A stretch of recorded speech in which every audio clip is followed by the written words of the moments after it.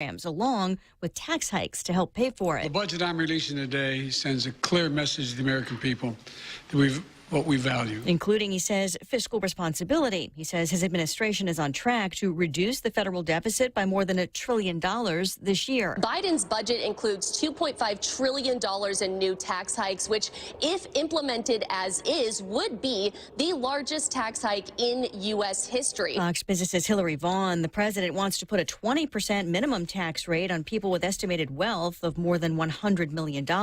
Senate Republican leader Mitch McConnell calls the plan a reflection of far-left values that's woefully short on defense.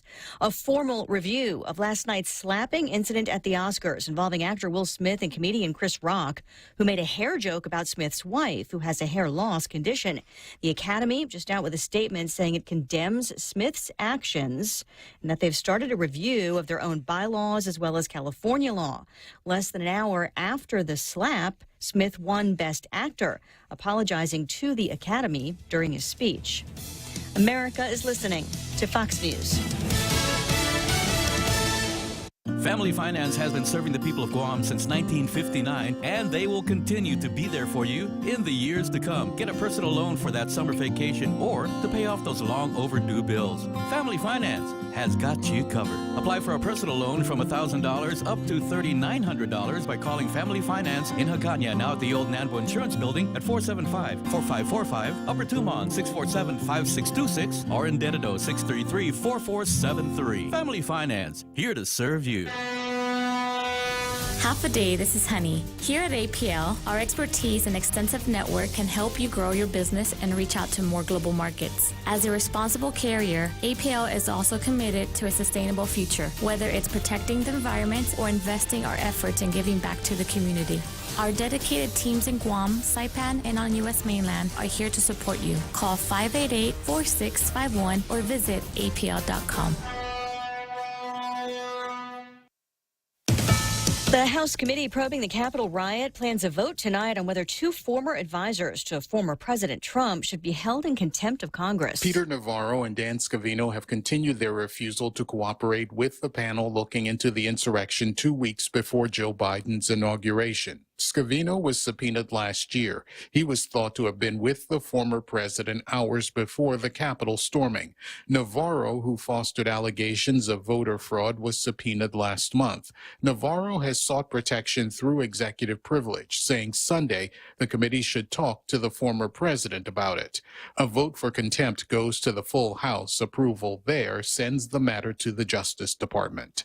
Gernal Scott, Fox News. Meantime, a federal judge is ordering a legal advisor to give more than 100 emails to the riot committee, ruling it's more likely than not the former president tried to obstruct the joint session of Congress January 6th. The emails from legal advisor John Eastman believed to suggest then Vice President Pence had the power to reject the electoral count. An appeal from Eastman is expected. A country star who became a cop is being remembered. Not on your love, not in this life. Country music singer-songwriter Jeff Carson has died. His publicist saying that the 58-year-old had a heart attack. Carson, known for his hit songs like Not on Your Love and The Car, which would later win an Academy of Country Music Award for Video of the Year. Throughout his career, Carson had 14 songs on the Billboard charts, as well as wrote and recorded with Reba McEntire, Faith Hill, and Tim McGraw. After retiring from music, Jeff Carson went on to become a police officer in Franklin, Tennessee. The department tweeting out their condolences while also writing, quote, "May Jeff's message live on. God save the world." Fox's Mike Gunzelman. Late rally on Wall Street. The Dow up 94 points at the close. Lisa Brady, Fox News.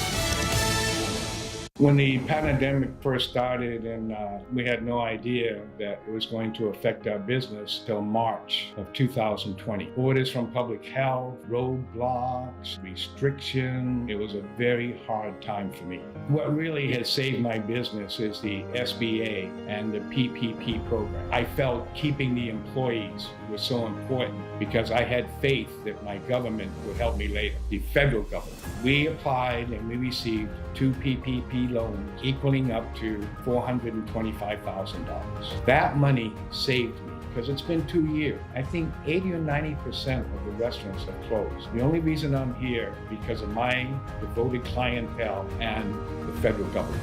Thank you for helping save jobs with federal funds. Thank you to the federal government for all the federal ARP money. Thank you for the federal funds. This ad was paid for with official funds from the office of Congressman Michael F.Q. San Nicolas. Half a day. This is Governor Lou Leon Guerrero. Gas prices continue to rise and we are here to help. We have revised Programan Salapi to provide a $300 direct cash assistance payment to most households. We heard your struggle and we hope this relief will help during these difficult times. Applications will be accepted starting Tuesday, March 15, 2022. For more information, visit doa.guam.gov. This ad is paid for by the Office of the Governor using government funds. Half a day and Good Morning Guam at 6:06 on Tuesday, March 29. I'm Donna De Jesus with a look at your local news on the point. A man who was charged with kidnapping in December was charged yesterday for kidnapping the same woman. 30-year-old Adrian Joel Nego had been ordered to stay away from the victim as a condition of his probation. Court documents state that Nego was more violent since being released from jail in January, punching the victim in the head and threatening her with a pistol. Police say Nego insisted on picking her up on Saturday night, but drove angrily, trying to flip the car, and brought her back to his house. The next morning, she persuaded him to drive her to a relative's house where she called police. But Nego kicked down the door and grabbed the woman's bag. Police arrived to see the suspect fighting with the victim in a parked car. He then drove off with her still hanging from outside the vehicle and led officers on a chase through Jigo before damaging his tires, jumping out of the moving vehicle, and fleeing into the jungle. Police tasered him as he violently resisted arrest. The woman told police he threatened to rape her, murder her, burn her family, cut her head off, and have someone cut her body into pieces. Nego is charged with kidnapping as a first-degree felony, burglary as a second-degree felony, and family violence as a third-degree felony. And a local attorney charged in an attack and hostage-taking situation at his law office in Tamuning last July has asked the court again to release him from DOC. 45-year-old John Richard Bordallo Bell told Superior Court Judge Maria Senzon that he now has a support system and is in a better place mentally and emotionally. He has offered to use family property to cover the $50,000 bail and wants to be released with the options to be placed on house arrest and placed under electronic monitoring. Bell had been taken back into custody last August for violating his house arrest conditions, harassing the victims on social media, and using methamphetamine while on pretrial release. Prosecutors opposed his request, saying Bell failed to follow judge's orders and granting his request would undermine the public's confidence in the criminal justice system. Senzon reserved issuing a decision until the defense provides more documents regarding the property. And closing arguments were given yesterday in the murder trial of Rudy Kinata. Defense attorney Peter Santos told the court that the police fell short in their investigation into the death of former Umatic Mayor Daniel Sanchez, rushing to judgment against Kinata.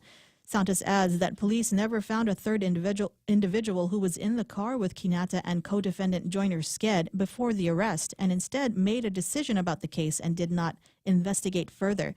Defense notes that Kinata was abused by Sked throughout their relationship, pointing to her turbulent past as the reason she committed the crime alone. Sked was convicted of murder last month.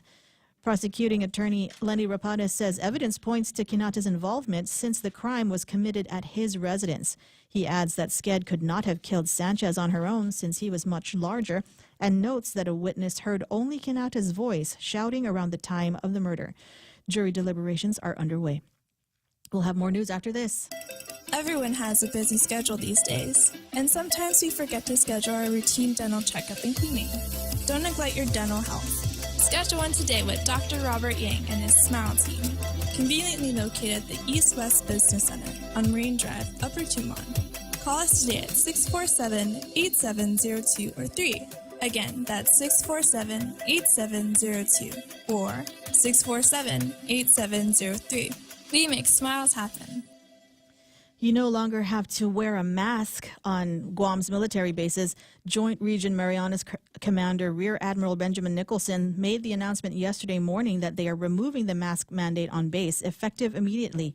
Nicholson says we are better equipped for the battle against COVID and encourages everyone to continue social distancing whenever possible and to wear a face mask or not go to work if you're not feeling well. Currently, only the CNMI and military bases do not require masks. Guam's mask mandate is still in effect. And more political packets have been picked up from the Guam Election Commission. Former Democratic Senators Judy Wonpat and Kelly Marsh Titino are the most recent ones to pick up theirs. Wonpat was a former speaker of the legislature from 2009 to 2016 and just picked up a congressional packet. Marsh Titino and Republican David W. Crisostomo both picked up senatorial candidate packets. Marsh Titino served in the 35th Guam legislature, and former Guam Power Authority General Manager Rick Pinko picked up a consolidated commission on utilities packet. To view the full list of potential candidates and to register to vote, go to the Election Commission website at gec.guam.gov. And those were your top stories here on The Point. Here's Ray with your weather. Dude, you can pick up your own packet. You can get those things online. You can download the whole thing. Oh, yeah? Yeah, and then you like fill it out and turn it in or something like that. I think there's a way that because you can pick them up. It's COVID, so you can go to the Election Commission and pick it up, or you can download the thing online but I think you have to it might be one of those things where you just don't download the PDF as much as you see if there's a thing where you got to leave your name, and if there is, put Real Joe. Yeah, put me. No, that'd be fun. Okay. Put Real Joe. No. Barnett picked up two. He picked up a gubernatorial and a senatorial, right? Yeah. So I mean, what's wrong with you getting one? There's nothing wrong. I mean, I have a criminal background, but whatever. So does everyone else. All you got to do just say it. That's all you got to do is say it. Just a disclosure. I don't want to get slapped, Ray. That's part of the healing. Is you just need to disclose what it was that you did back in the day. And it's too bad because we lost a lot of good men that day. As a matter of fact. Okay, 6:12 in the morning on the Ray Gibson Show. What have we got here? Okay. It's finally going to cool down. Scattered showers and thunderstorms are in the forecast today. Partly sunny, highs near 87 degrees. East winds blowing to 18 miles an hour, gusting as high as 24 miles an hour. But if it's carrying out that coolness from the showers and the thunderstorms, I don't have a problem with that. Mostly cloudy, lows around 77 degrees. East winds 11 to 16 miles an hour. Will be gusting tonight up to about 21 miles an hour. Pretty much the same thing for tomorrow. Scattered showers and thunderstorms, partly sunny skies. Same thing tomorrow night. Scattered showers and thunderstorms in there as well. So looks like we might have a period where the electric bill might be actually coming down a little bit. Some of those clouds up in the sky that hover over my house, maybe a little bit of rain to cool down that hot Guam concrete roof. Yeah, maybe that is going to help it. So my power bill's not $400 this month. Heat index 92 degrees. If it comes out for work today. Rip current warnings, high, fire, danger, red flag, murder, hornet, pit bull with eggs warning, with AIDS warning here today. Sunrise at 6:19, getting earlier and earlier. Sunset at 6:32. There you go. Hashtag tell the others. That's news and weather together. Brought to you by Bank Pacific, banking on the Pacific. Can I get a loan for my power bill over at Bank Pacific? You think Phil would see his way to... just a little bit. Just this. On your good credit. Forget it then. Never mind. Your good credit maybe at Bank Pacific, banking on the Pacific for 67 years. Unified Communications, UC, is the next step in a business phone system. Introducing Docomo Pacific UC, your business phone. Instant messaging, video, voicemail, fax, and more. All unified on one platform and delivered through the cloud. Merge your desk phone with your mobile device. Turn voice calls into video conference. UC reduces phone costs. UC boosts productivity. Work better together with Docomo Pacific UC. Always here to help you. This island is our home. Through the years, we've been a friend to the neighbors we have known. Now we're banking on the future. Services to choose. Bank Pacific, where others put branches, we place roots. Portions of the program brought to you by my friends over at APL American President Lines, a global presence with a local home. Also being brought to you by the guys over at Wendy's. Now, just the turmoil in my brain here. Do I want to talk about the incredible lunchtime deal that they've got for you for Lent, or do I want to talk about the almost as awesome breakfast deal? Well, it's breakfast time. Let's talk about the breakfast thing. New hot honey chicken biscuit. It'll spice up your morning. An all-white meat breakfast chicken filet. They drizzle it. There we go, drizzlage. With hot honey sauce. They serve it on a warm, fluffy buttermilk biscuit. Choose wisely. Choose Wendy's new hot honey chicken biscuit for breakfast only at Wendy's. We got you. The Ray Gibson Show. Morning talk that matters. Call now. 888-TALK. That's 888-8255.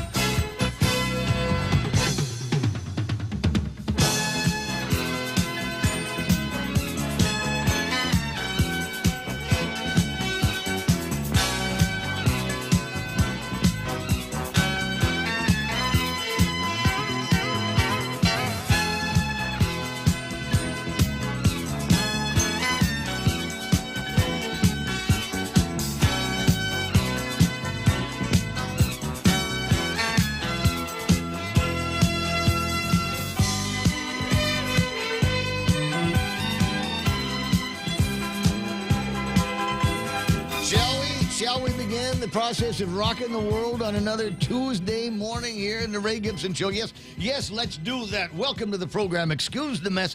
It is the Ray Gibson Show on 93.3 The Point. My name is Ray. Thrilled as usual to be here with you on, as I said, it's a Tuesday morning and a lot going on this weekend. I'm really excited about a couple of things tonight. One of them is a get-together over at Tower of London, big fundraiser for the Gold Star Family Monument. We've been talking about this since the 21st of July, since Liberation last year. We had a chance to meet some of the guys that are behind the idea of a monument here on Guam for all the families that have given up lives in all the different wars. So I imagine that is going to be very, very well attended. If you want to get tickets, I'm sure you'll be able to get them at the door. I've got some tickets, and I was just thinking about putting some money down. No, I'm not going to say it.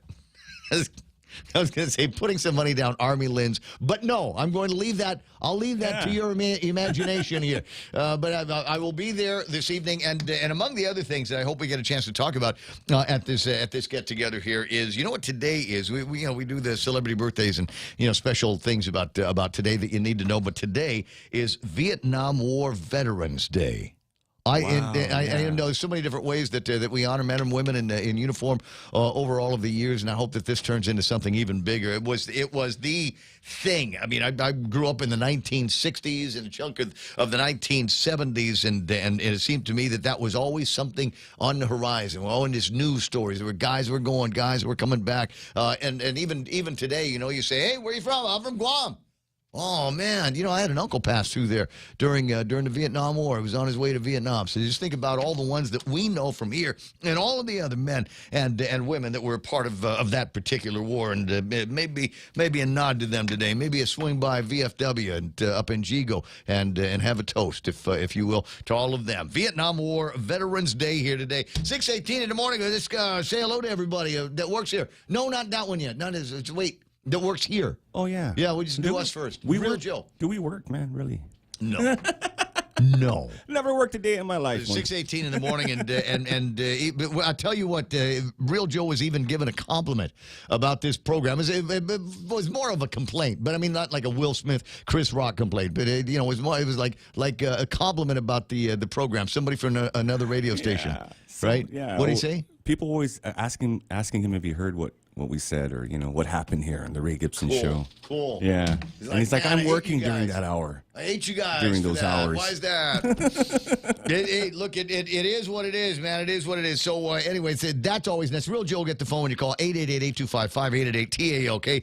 Because those are the actual phone numbers around here. There's a meme machine that is online here this morning, and your assignment this morning for the meme machine is to go and find the funniest Will Smith, Chris Rock memes that are out there and available.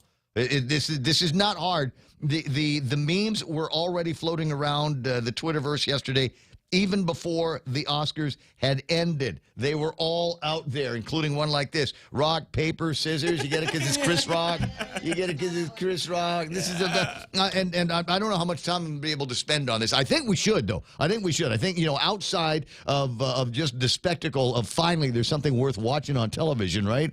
Can we do this all the time? Can we are there other celebrities that we'd like to see out there? Just go and just do a bitch slap on somebody. Yeah. Yeah, right? Yes. Hell, there's people around here we'd like to see that happen to, right? Some deserving people, yeah, very much Wouldn't you like to see Carl Gutierrez walking up that stage, walking up that platform, right? And I'm not going to mention which of the GVB board members, right? That he'd just want to go, bam, huh? And you'd love to see that. Yeah. You'd love to see that. No, but that, however, runs contrary. And I'm not necessarily a pacifist here, but I will say this, and this kind of needs to launch into something else. All right. So outside of just the ridiculousness of the situation here, and there will be, all this. There are going to be huge debates on the internet and in the media about who was right and who was wrong. No. There's never an excuse for violence. No, there's never. Right. I'm sorry. We could have. Is there a way that we could have talked this out? I mean, hell, if you look at the video, Will Smith was even laughing when he made the joke about G.I. Jane. But did you see Jada's face? Oh yeah, yeah. She was kind of an eye roll, and then she went ashen and gray, and that was when Will Smith was like, "Oh man, I got busted laughing. I better go and do something about." Oh right? yeah, you're right. I got busted laughing. You broke feeling it down the same right way, there, right? bro. Yeah. Broke it down. And so you go, wow, what's going on? And we got to talk to our kids about this. Mm-hmm. I mean, they're going to be, wow, is that okay? Now, Chris Rock, I'm sorry, has declined the opportunity to press charges. However, someone should, because there was an assault. Assault. There was an assault. And it's not like it was in the back alley over at the theater. There was an actual assault on the stage in front of everybody. Yeah. And somebody needs to be a guy at the police station that says, yeah, you can't do that. I'm sorry. I think I just witnessed an assault, and we are going to press charges against you. I mean, but come on, man. Well, I know there's a come on, man. Yeah, there is. You got to back up your chick, right? He was protecting her and people like me. Well, he had a no choice. He had a choice, Joe. This is a hair loss issue, man. Wait a second, hold on. It's he sensitive. chose violence. He could have waited until after the event. All right, Joe, you're right. You're on screen right now. You're on screen. I am. And you see that hat, Ray? I see that. You see that hat I've been wearing for years, man. Yeah. Hairline goes to my lower back. He stood up for me, bro. Thank you very much. The last time he did that, they sent him to his aunt and uncle. What does Josh Tenorio got to say about all of this? Man. Could G.I. Joe be in the next? could Josh Tenorio be in the next G.I. Jane? That marriage is open to anything but jokes, Ray. G.I. Jane, though. G.I. Jane. To compare her to G.I. Jane, G.I. Jane is a badass character. Oh, I don't disagree. Right? It's not like he compared her to Voldemort. Great joke. Or anything. Bad timing. Bad timing. Yeah. Timing is everything. Timing is everything. 6:23 in the morning. So this is the kind of debate that's going to be going around. Although it didn't sound like much of a debate around here, because it seems to me that at least 2 out of 3 of us on this side of the glass seem to agree that Will overreacted unnecessarily in a very public form, in a very public way, and needs to be held accountable. Now there's questions floating around on whether the Oscar that he was crying over, he might have to give it back. Oh, that's gonna hurt big time, man. That's it. That's red table talk right there. Okay, some real cool one of the real coolest things. Twitter yesterday, somebody had popped up. That's the biggest hit Will's had in years. It's bad. I'm telling you. All right, news and information all morning long, and that's going to get provided by Donna De Jesus, taking care of things here this morning. What was it like to be back on music radio after a while? It was weird. It was weird. Yeah. I was like, oh my gosh, I forgot my levels and everything. The headphones are good. Callers like you. Okay, that's the important thing. Did you get around to playing any cool songs? Coolest song of the day yesterday on Boss 104. Did you? I can't remember. They were all cool? Yeah, they were all cool. Certain ways. Sorry, 6:24. All right, so your assignment, like I said, is go mine the internet, or if you want to, make up your own. So instead of, there's got to be a way that we can like get Carl Gutierrez's picture in one of those kind. Carl Gutierrez is in his house going, "Take your name out of my blanking mouth." I'm sorry. I knew it was going to be a fun show as soon as I saw that yesterday. As soon as I saw that start blowing up. All right, 6:24 in the morning. Let's talk about these heroes here. Sometimes you want to go where everybody knows your name, and they're always glad you came. You want to be where you can see our troubles are all the same. You want to be where everybody knows your name. You want to go where people know people are all the same. You want to go where everybody knows your name. What? The commentary here on the Meme Machine says, you're used to being disagreed with, so I feel free to say Chris Rock deserved it because of Jada's reaction. He rose above it by not pursuing a lawsuit. If he apologizes publicly, better for him, and Will needs to apologize publicly as well. Let me see if I disagree completely with all of that. I don't know that it should have risen to that level there. And here's the thing: Chris Rock was so stunned. There is footage of Chris Rock with his boys, his security team. Oh yeah. There is video of him, and he's walking around in the backstage going, Will. He's calling Will out to fight because all of a sudden, it's dawning on him what happened and how the world is responding. Guess what, Chris Rock? You are that meme is going to be forever. The Will Smith leaning in and your head going over on the side. That's going to be a meme forever. It's already a meme. I think somebody using it on a local. I think I saw it on Chris's Twitter here this morning. And Will Smith is above Will Smith. His name is Mike Nicholas. And next to next to Chris Rock. Chris Rock's name is Mike Nicholas, and next to Will Smith's name, it says Congressional Ethics Hearing Committee, and so people are already starting. That meme is going to be there forever, dude. Your kids were in the audience. And people are saying that to him, and he started losing his mind kind of backstage. We'll watch and see if there's any more of that kind of thing. Here's a clever meme here. Got the slap. You got the other one, and people are beginning to compose them together. Is the Batman slapping Robin meme? Smack. And then this one here is Chris Rock. Chris Rock saying me trying to enjoy the weekend, and then Will Smith going bang, and Will Smith is Monday. You get it? It's all starting to come together. Start sending those things in 797-825-5787 8255 for the meme machine here. Let me get out of that and then get into this and find out who is in our top 10 this morning. Stand by one. Wait. Where'd all the names go? Oh.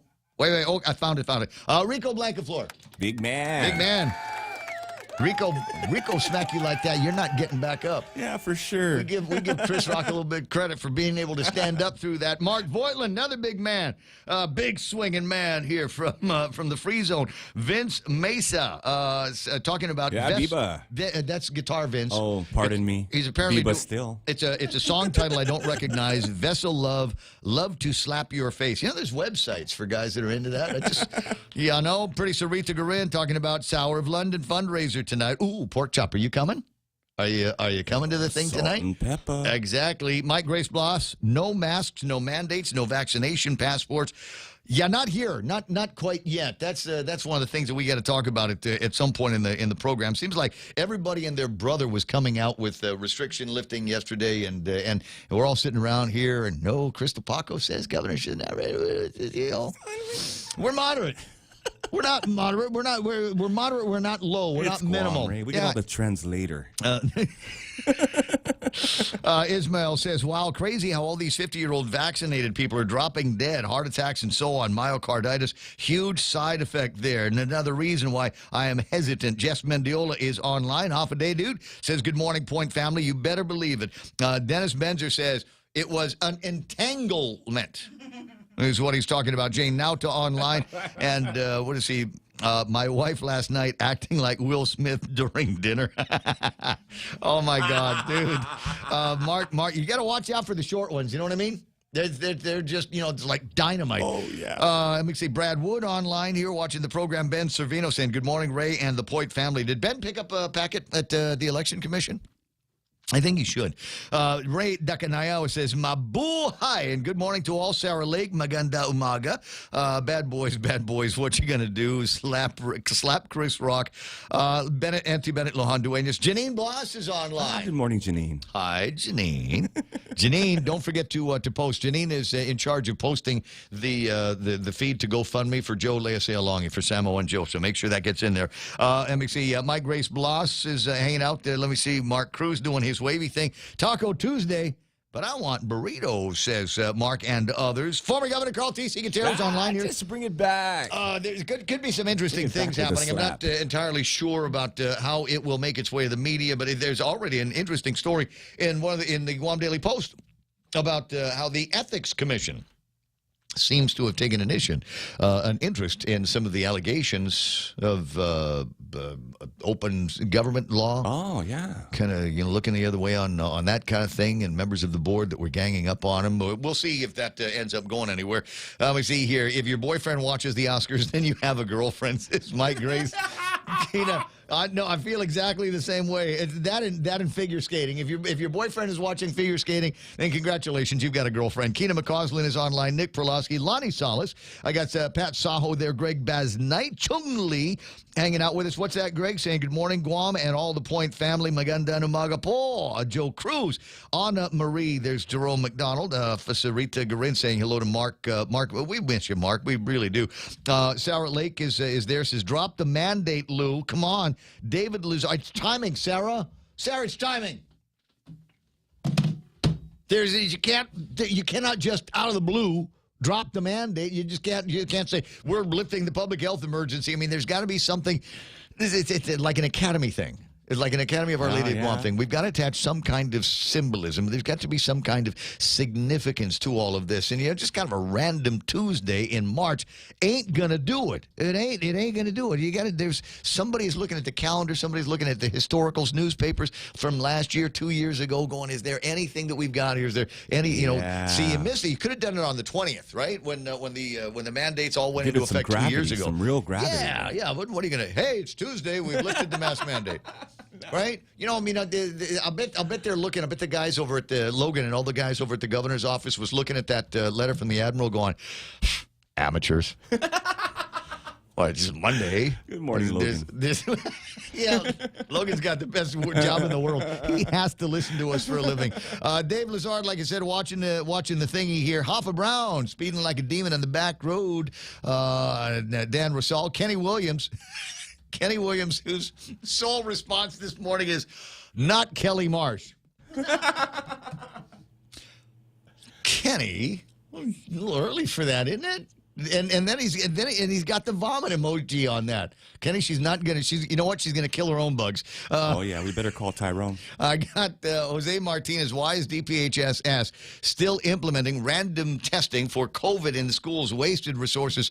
All parents ought not to consent to that. Rudy Rodolfo, the original Burger King, is online with us this morning. Is it Whopper Wednesday yet? Your Majesty, tomorrow. Last one for the month of March is tomorrow. So make sure that you got plans to hit the drive-thru over at BK for all of that. Jose Martinez, Dennis Benzer, the real MF and Joe Cruz can be the first openly bald governor. Oh, wow. We've got Good the morning, first openly Is that Dennis? lieutenant. Yes, it is Dennis. Yeah. It is Dennis.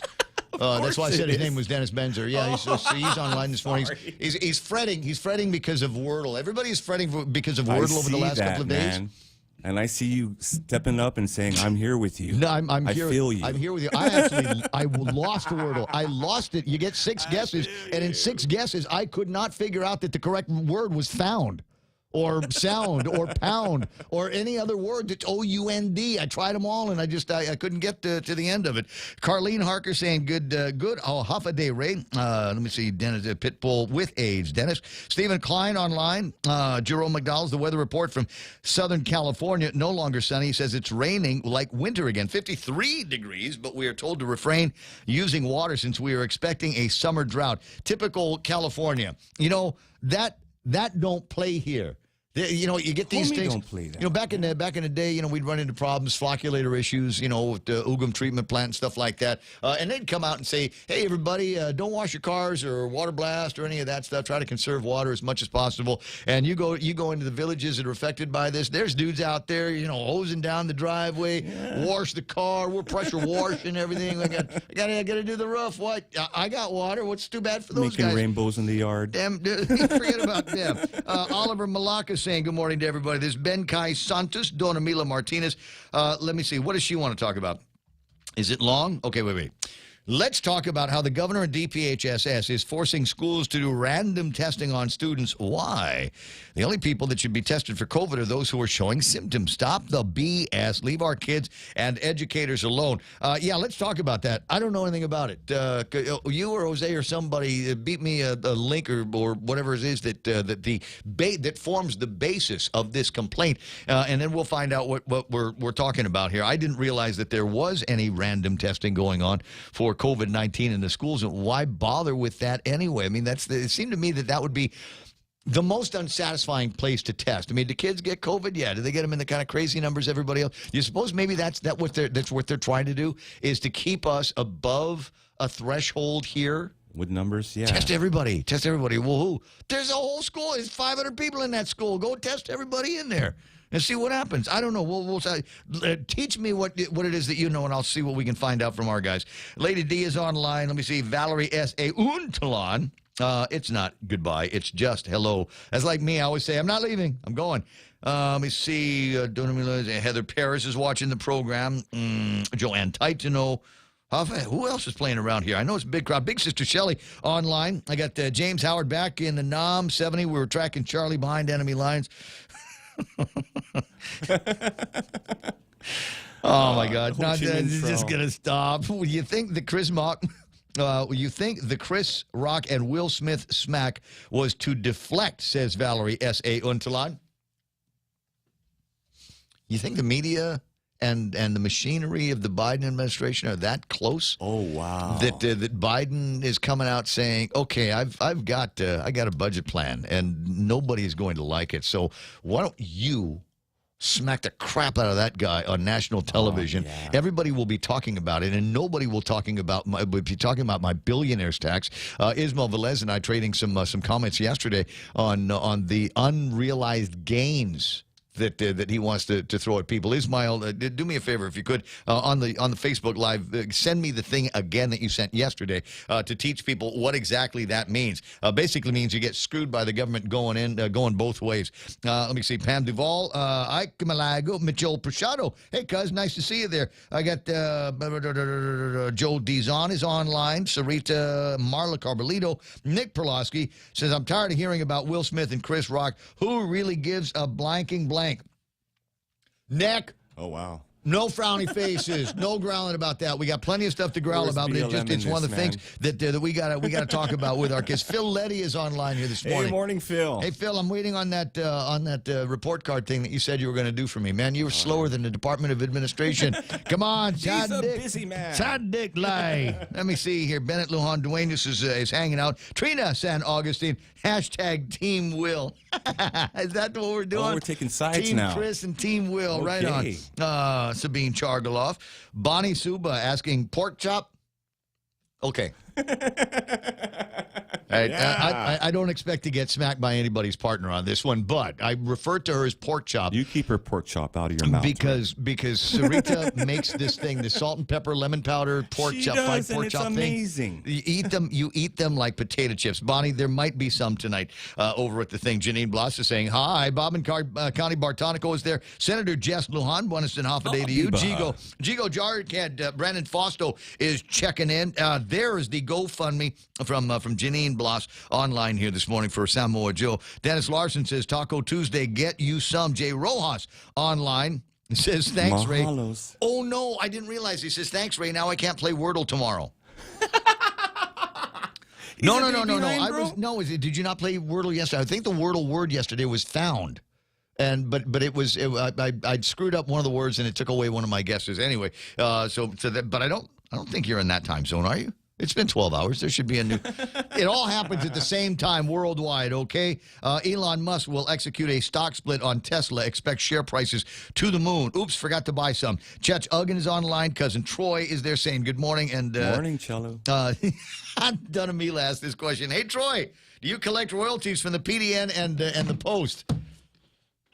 Because Troy is leading the market. Troy's got the line on everything before anybody else does.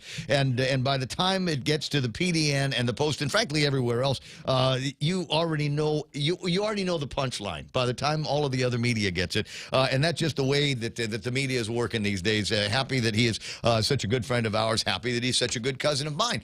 In 20 minutes, it'll be 7 o'clock in the morning. Sorry, didn't realize to make the introductions go so long. But yeah, there's a lot of stuff on the table of contents here, up to and including what is the deal with the mask mandate, guys? I'm sorry, it's got to be a little bit frustrating. You take a look, and I might actually read it to you a little bit later on. The paperwork that came out of the base, and what we've got out of the CNMI, and there still seems to be this hesitation. Why are we waiting for all of this? Is the data? Do we suppose that the data all of a sudden is going to snap and start moving in the opposite direction? Is that what it is? Are we worried that we're going to be like Shanghai, China, and have to lock everybody down again because of a zero COVID policy? It's time to move off of all of this stuff, and there's got to be something significant about today. Maybe we'll find the gravity here. We know it's Vietnam War Veterans Day. Lemon chiffon cake day. Oh, that'd do it. That would be a good reason. Yeah. We've decided to lift the mask mandate and end the public health emergency here on Guam. Enjoy your lemon chiffon cake. Mom and pop business owners day. Screw those business people, profiteers. It's clean under your computer day and piano day. Some of you are going to say I'm going to spend most of the day listening to Billy Joel songs. Okay, just the first two albums. Everything after that is crap. It's 6:41 in the morning on the Ray Gibson Show. There's other items in the table of contents. Maybe we'll learn more about them here. Donna De Jesus, what happened? This is what happened. The driver of the Toyota Camry that led Guam police officers on a high-speed chase through central and northern Guam last Friday is being held on $10,000 cash bail. 38-year-old Andrew Velasco Toves was charged with aggravated assault and reckless driving. 19-year-old Darren James Kinata and 18-year-old Anthony George Kinga were charged with resisting arrest and have been released on bond. The fourth suspect, 57-year-old Jerry B. Mantanotnya, was arrested on suspicion of illegal possession of a controlled substance but was released from custody. Toves is scheduled to appear back in court next week. GovGuam employees who quit their jobs to avoid drug testing and expect to be rehired later will find that loophole closed by a bill by Senator Tony Atta. The measure would require employees who resign before an employer announced drug testing to still take the test in order to retain their re-employment rights. Speaker Therese Terlahi says she supports the bill and wants it narrowed down to penalize those who might purposely be avoiding a drug test. And a police officer who was accused of abusing a woman known to him and threatening to kill her with his duty weapon has been cleared of the allegations after the woman recanted her initial comments. Investigators interviewed the officer and spoke with Chief Prosecutor Basil O'Malley, who concluded there was no probable cause to arrest the officer. Police Chief Stephen Ignacio says they've closed the case, but the officer remains on administrative leave while the internal affairs investigation is ongoing. And those are your local headlines on the point. I can do all of that stuff. 6:43 in the morning. Ismail online here this morning talking about some of the things that are in Brandon's tax plan will only make life a little uncomfortable for billionaires, but rob the small investors in the middle class. First, you'll be taxed on capital gains, even if they're not realized. Meaning, if you buy Tesla at $800 a share, after a year, if the shares go up to $1,200, you'll be taxed on the $400 capital gains, even if you didn't sell those shares. And if Tesla drops to $700 the following year, then you've lost twice. Billionaires write it off as a majority of their wealth is held in trusts or in Ukraine. So it won't really hurt any of these guys. But for the small investors, there could be some real problems. And let's hope that there are more, I don't know, studied minds in D.C. They were talking about how they were going to take charge on the price of oil and the price of gasoline, and they came out and said, well, we're going to tax the oil companies. Those guys who's out there, just profiteers, they're just raping the people with their $6 a gallon, $120 a barrel oil. That's what we're going to do. We're going to tax the oil companies. It hasn't occurred to anybody in Washington, D.C. that the oil companies will just pass that along to their customers. Oh, you're gonna tax us for the price of oil. You're gonna tax us more for the price of gasoline. We don't pay taxes. We collect taxes. We'll pass that along to our customers down the cascade. And if you think the prices for gasoline and oil are high now, go ahead and pull that trigger. 6:45 in the morning. This is the Ray Gibson Show. Half a day. This is Jade Ugin from Security Title, and in celebration of Tomorrow Month, here is a tip on dealing with your land. You might be thinking of giving part of your property to your child or another family member. Once you have subdivided the property and recorded the map, you will also need to record the deed transferring the title. Just drawing the map is not enough to make sure they actually own the land. Protehi y Tanonmu. When it comes to your family land, call the professionals at Security Title. We are here to help.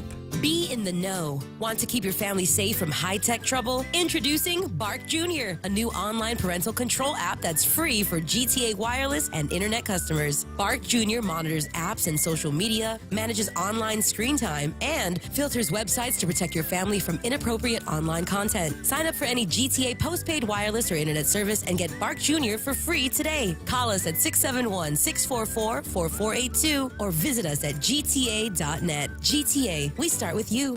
Back at it again with the Lenten season menu with Mezcla, giving you a variety of food you can enjoy and pick from, like the fish tacos, spicy buttered shrimp, parrotfish escabeche, lobster pad capral pasta, crab-crusted Chilean sea bass, and more. There you have options. Offered at Hagåtña location for lunch and dinner only at Mezcla. For reservations, call 671-479-2652. What are you waiting for? Let's go celebrate the Lenten season with Mezcla.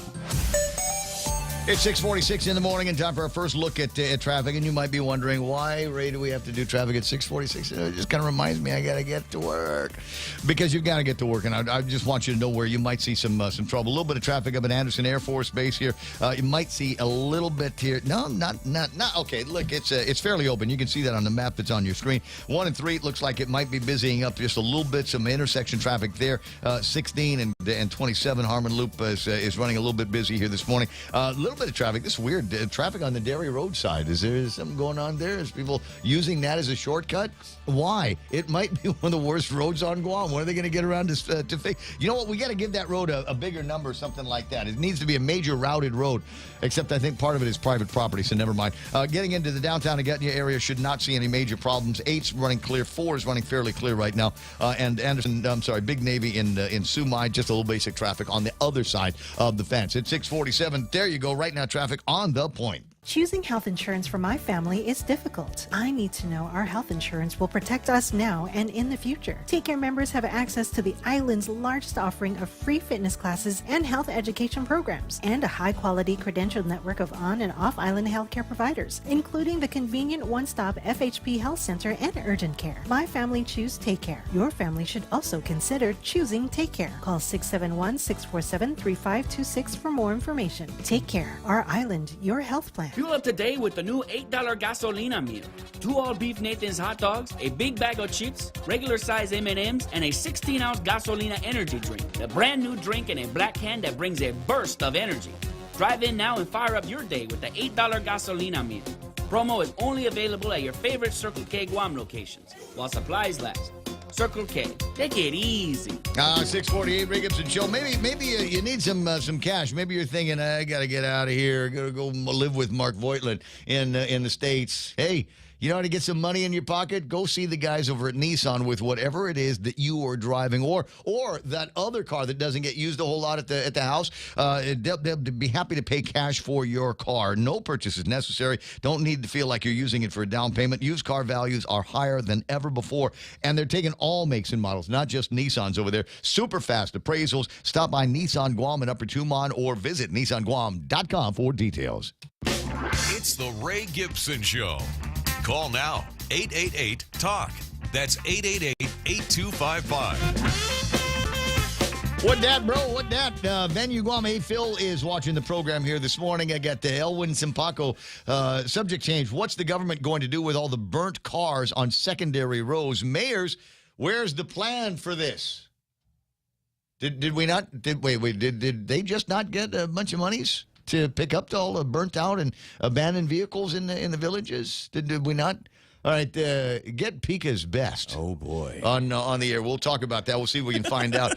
Let me see. Ben Servino, no plans to pick up a senatorial packet, Ray, focusing my efforts on establishing residential assisted living homes for our Manupkos. I think that's a great idea, Ben. If you get a chance, call in and let's talk about this. You know, I'm going to be 60 in May, and I while I know technically and legally I might be considered Manupko around here, and certainly when the younger people see me, they'll give me they'll give me the ngingy, the good ones. The good ones, the real good ones, sniff. the real good ones will be. Hey, do you want a beer? Can I get you a beer? Get you a beer, Unks. How about I'm just going to bring the cooler, right? Is that okay, Unks? So it's like that. So who's on the phone? Mr. Tom Tahaji.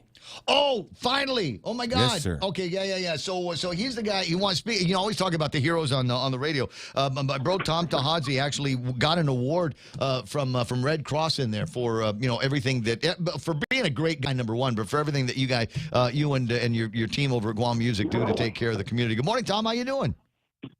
Good morning, Brother Ray. Bro, I saw you in a wheelchair. What happened? Were you dancing with Cheetah and I was dancing by myself. Dancing with Cheetah, and she tried to dip you, and she dropped you. That's what happened. That's what I'm going to tell everybody, buddy. Well, buddy, I slipped, and it was a bad one, and then I guess I didn't go to the clinic. So 4 days later, that's when he gave up.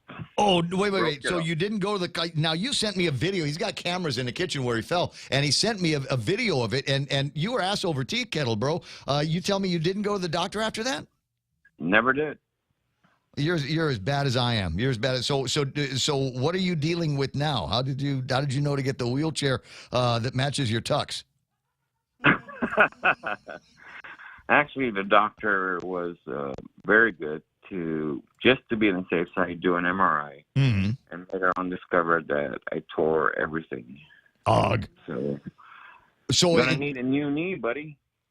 You and the Russian soldiers in the Ukraine. Wow, how about that? There's gold find Dennis Larson. He had some kind of surgery not that long ago, and he might know some people in Hawaii that can take care of it. Anyway, so I'm on screen right now. I got a picture of you and a lot of the big shots and big shots and big names in this town over at the Red Ball there. And there's you in the wheelchair holding up a certificate. What does that say? It says Corporate Hero Award. Basically, for many, many, many years, we've always been donating out to the Red Cross, along with other nonprofit organizations on the island and off island as well. Guam Music actually has been around for 67 years. And as always, we're great corporate citizens. We're always in the front line donating. I'm pretty sure you've seen many press releases from the nonprofit organization. Sure.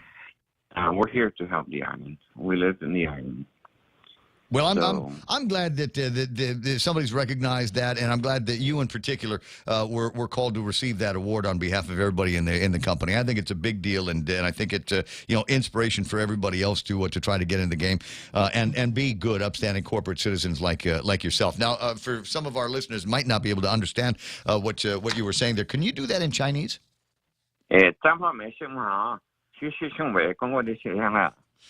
Just a brilliant man of the people and a man of the world. Tom Todd, it's always exciting to talk to you. I can't wait until we're together again, all right?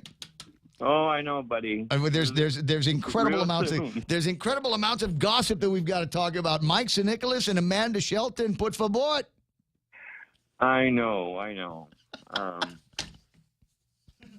I'll just leave it there. I'll wait. I'll wait for the epilogue when we're together. You have a great day, and congratulations again, Tomas. Thank you, my brother. Thank you. Anytime. Real Joe, thank you so much. God, no problem. Thank you. 6:55 Congrats, in the morning. man. I think that's a big deal. I'm sorry. Some of you might be going, didn't know that Tom could speak Chinese. Well, No. you learn something Well, new. when they take over, Ray, he could. Exactly. You learn something new every day. All right, so I was looking when he was doing that. I was looking for a note I got from Juan Carlos Benitez because attached to that is the Joint Region Mariana's Public Health Order that talks about the policy update. Now you'll recall, as a sign of their independence, because you got to do that when you're breaking up with somebody. You got to start, throwing your independence around a little bit. So Anderson Air Force Base lifted their mask mandate last week. It's time we move on. Let's start doing different things. And Navy guys over at the Navy finally come out. B.R. Nicholson says reference A hereby canceled and superseded to affect the changing public health posture on Guam. Although Guam remains in a public health emergency in light of improving public health conditions, Guam is assessed by the U.S. Centers for Disease Control and Prevention as having a medium COVID-19 community level. Accordingly, per reference C and D, whichever, mask wearing is not required for DoD personnel or visitors on board the Department of Defense installations on Guam. All individuals will continue to comply with CDC and Government of Guam health requirements when off base. However, continued individual responsibility and the execution of other critical public health measures, including symptom monitoring. You get the blah, blah, blah and all of this, right? There's this thing about applicability and point of contacts and all of that. And I like this. If I was the admiral, I'd be doing the same thing. If you want information, call the captain. Leave me alone. I'm busy. I'm working on something. I'm talking to my lawyer, Jeff Cook. Too late. Couldn't get Jay Areola, huh? 6:56. You might be wondering what all that's about. I told you last week. I heard from a guy that said that the handwriting is on the wall. The lifting of the mask mandate in one place but not the other is pretty significant and indicative that there might be a pulling apart of the threads of the joint region deal that we have here on Guam, and the Air Force saying, well, we're the Air Force, you're the Navy, let's just go ahead and run things separately. We don't need to work together on everything, right? So that's what I'm hearing. That's a rumor. Try to act surprised when it happens. As I said, try to act surprised when the mask mandate is eventually lifted. Now, the mask mandate is one thing as we talk about all of this, and but in my mind, it's not just the mask mandate. I think one of the other things that we've got to consider is what about the overall lifting of the public health emergency? So they're not the same. One is under the other. The public health emergency gives the powers to the governor and the public health and social services, et cetera, to be able to have a mask mandate, to be able to enforce a mask mandate, so that DEH guys can still roll around and conduct their investigations and their site inspections, if you will. So ending the mask mandate does not necessarily mean that the public health emergency will go away, and it doesn't end the idea that there might still be. And I think that and the sinister part of my thinking, one of the reasons why that's going to be is because there's still a whole lot of sole source procurement that needs to get taken care of. There needs to be more of that kind of thing. 6:57 and change. So when the mask mandate does get lifted, that ain't going to be the end of it. Although tomorrow night, this is where my brain might be in terms of significant events that will push a decision somewhere. Tomorrow is going to be a public hearing on the Chris Duenas resolution, as opposed to the Gibson-Klitsky resolution.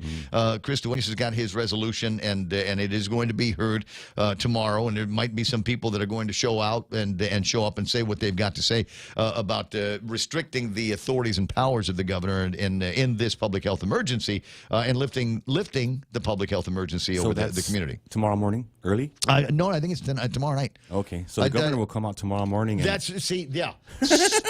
Ding, ding, ding, ding, ding, ding, ding, ding, ding, ding. She'll come out and beat him to the punch. So you never know. It's hard. Tells me what to do. It's hard to predict. This is my island, Ray. This is my island. So you just never know how it's going to happen. 6:58, and you might be thinking, well, is it really your island? Are we really in control of anything going on around here? I'm always often fond of saying, hey, you know what? Beautiful weather outside. Let's go to the beach with our bikini and our beer and hang out and drink beer just to enjoy the life here on Guam. not everybody can make it out to the beach, so I got to do a shout to one of my, I'm going to assume is my fellow villager, who has decided that somewhere it's one of the blue, pretty MTM bus stops. Oh. It's painted in the same colors as Ukraine. You might notice that. Oh, sweet. Yeah, Smithbridge, Guam has adopted this bus stop, and the guy that's drinking beer inside of it says, thank you very much for keeping it clean for me. I'm in there. And so I'm wondering, it's hard to see in this picture. If you want the original, see if I can send it to you. But he's drinking, he's got a six-pack of Corona in there at the kids' bus stop.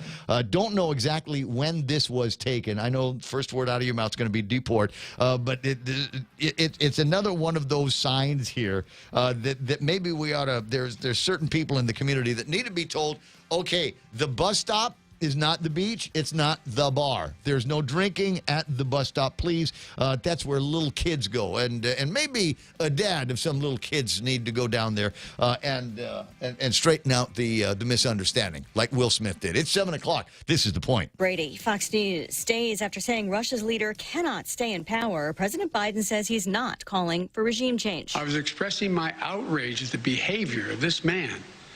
It's outrageous. It's outrageous. But he also insists he's not walking back the remarks. It's more an aspiration than anything. He shouldn't be in power. There's no, people like this shouldn't be ruling countries, but they do.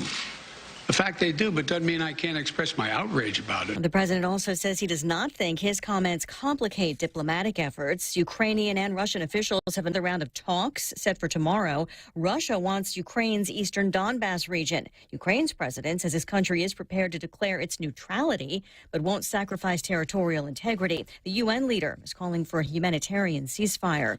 Early criticism from the left and right for President Biden's $5.8 trillion budget plan, paid for in part by tax hikes. A $2.5+ trillion bomb of tax hikes dropped on top of an economy that Democrats' policies have already hurt badly. The Senate Republican leader Mitch McConnell says it would be the largest tax hike in U.S. history as is. But McConnell also says it's woefully short on defense, even as Senator Bernie Sanders criticizes the president's level of defense spending.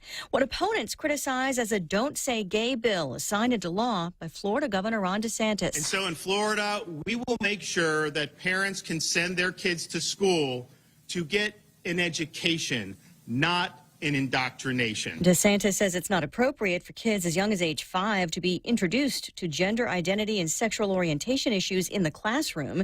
The new Parents' Rights Act, banning classroom instruction on those issues in grades K through 3, also allows parents to sue. President Biden has called the measure hateful. America is listening to Fox News. Choosing health insurance for my family is difficult. I need to know our health insurance will protect us now and in the future. Take Care members have access to the island's largest offering of free fitness classes and health education programs, and a high-quality credentialed network of on- and off-island healthcare providers, including the convenient one-stop FHP Health Center and urgent care. My family choose Take Care. Your family should also consider choosing Take Care. Call 671-647-3526 for more information. Take Care, our island, your health plan. Everyone has a busy schedule these days, and sometimes we forget to schedule our routine dental checkup and cleaning. Don't neglect your dental health.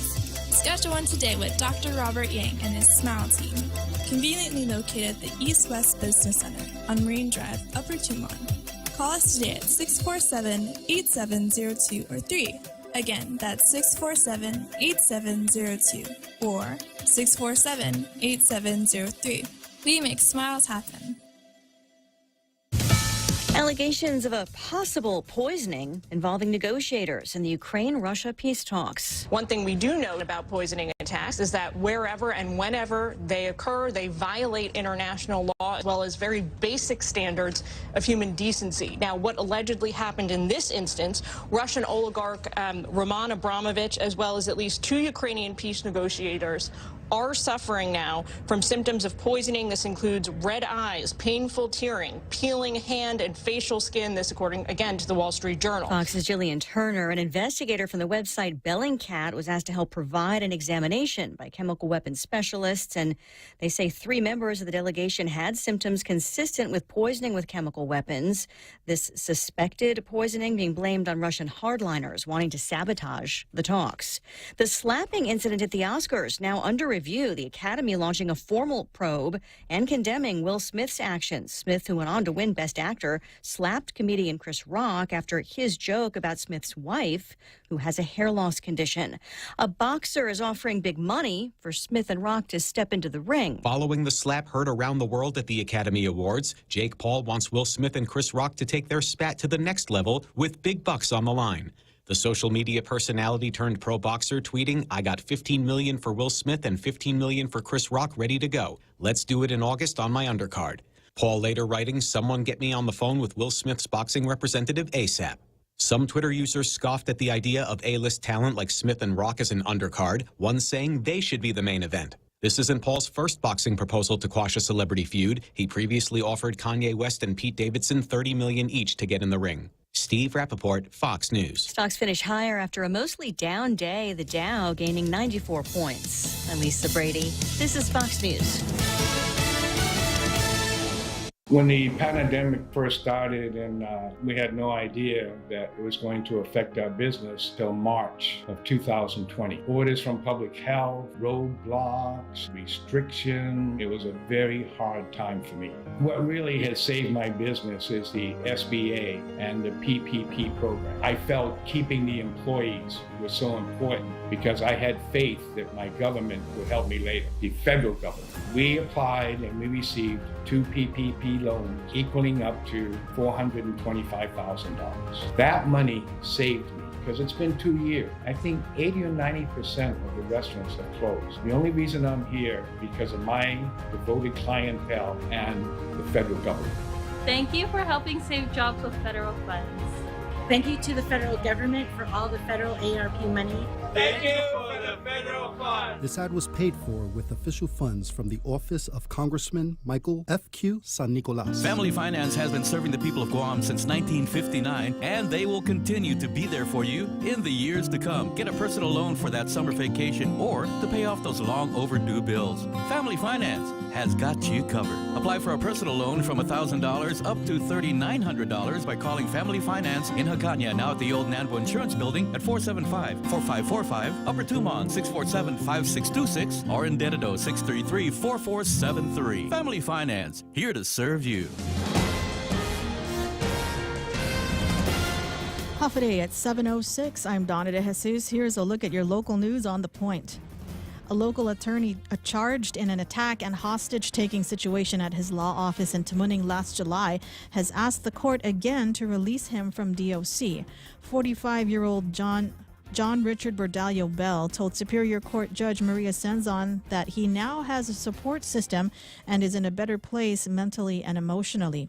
He has offered to use family property to cover the $50,000 bail and wants to be released with the options to be placed on house arrest and under electronic monitoring. Bell had been taken back into custody last August for violating his house arrest conditions, harassing the victims on social media, and using methamphetamine while on pretrial release. Prosecutors opposed his request, saying Bell failed to follow a judge's orders and granting his request would undermine the public's confidence in the criminal justice system. Senzon reserved issuing a decision until the defense provides more documents regarding the property. And the driver of the Toyota Camry that led Guam police officers on a high-speed chase through central and northern Guam last Friday is being held on $10,000 cash bail. 38-year-old Andrew Velasco Toves was charged with aggravated assault and reckless driving. Police attempted to stop Toves in Tumon early Friday morning for operating a vehicle without a front license plate. Court documents state that Toves refused to pull over and led police on a chase through Tumon, Tamuning, Harmon, Dededo, and Jigo, ramming a patrol car and injuring one of the officers.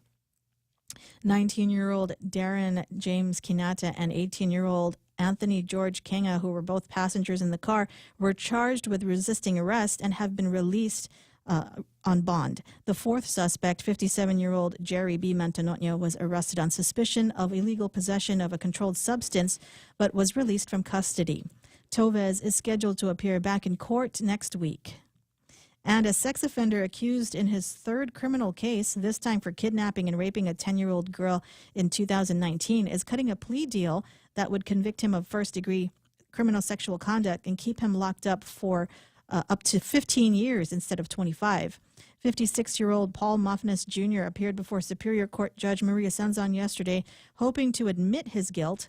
Mofness was convicted of similar criminal sexual conduct crimes reported in 1995 and 1996 against 4 victims ages 13 to 18. He was released from prison and placed on parole in 2014. Mofness was arrested in April 2019 after investigators learned he had forced the victim into his car and raped her in an abandoned parking lot in Tamuning. Senzon says she will consider the plea agreement at a later hearing. We'll have more news after this. Top End Pest Control is who you call for all your pest control needs. Got a problem with roaches, ants, spiders, rodents, fleas, ticks, termites? No problem. They do it all. Top End Pest Control is a service-disabled, veteran-owned small business and HubZone certified. Serving Guam since 2012. Call them today for a quote, 487-5657, or email topendpest@gmail.com. Check them out on Facebook at Top End Pest Control and give them a like. Top End Pest Control for all your pest control needs.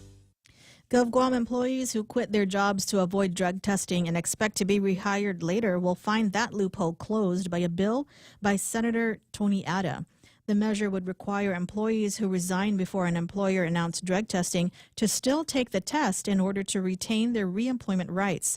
Speaker Therese Terlahi says she supports the bill but wants it narrowed to penalize those who might purposely be avoiding a drug test and gaming the system. Guam law states a government employee in good standing at the time of their resignation has a right to be rehired at their former agency for up to 4 years after resigning.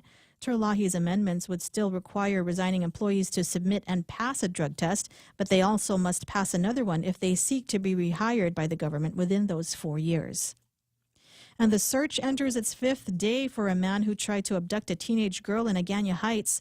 The girl was jogging on Thursday evening when a man pulled up in a rusted older model 4-door 4x2 Toyota pickup. She initially escaped when he grabbed her, and he went after her a second time. She was able to get away and call for help. GPD officers, detectives, and members of the Community Crimes Task Force are actively working on the case. Police need the community's help to find the suspect, who was described as tall with a slim build, short hair with sideburns, a dark complexion, and between the ages of 30 and 40. Anyone with information is asked to call the police department at 475-8615. And those were your top stories. Here's Ray with... I don't know. I mean, you can throw the weather. Something very interesting to say. Well, I just want to do a shout to whoever's got the stream playing in Bonnie Lake, which is just outside Tacoma in Washington State. It's worldwide listening audience. You got Japan's That's right tuned near Federal in. Way, Ray. What's that? That's right near Federal Everything Way. is near Federal Way. It's 20 minutes away from Seattle. Tacoma's 20 minutes away from Seattle, as the crow flies. But if you actually take a road, it could take you upwards of an hour. 7:12 in the morning on the Ray Gibson Show. Here's the weather for today. Partly sunny skies, highs near 87 degrees, easterly winds. We've got scattered showers and thunderstorms in the forecast over the next couple of days. You'll see them tonight, you'll see them tomorrow, and you'll see them tomorrow evening as well. Mostly cloudy tonight. Overnight low should be about 77, and easterly winds cooling things down for you. There's a heat index of 92 degrees here. High fire danger red flag warnings here today, and even though it's going to be raining, I'm probably still not going to burn the trash in that it's piling up. Don't, man. I've got a whole room now that's nothing but pizza the mayor boxes. might show up there and slap you. Pizza box. I got a couple of boxes from Sidelines, and just an untold number of beer containers and things like that. What? I stood doing it in the back of the house, so it looks like my neighbor's doing it.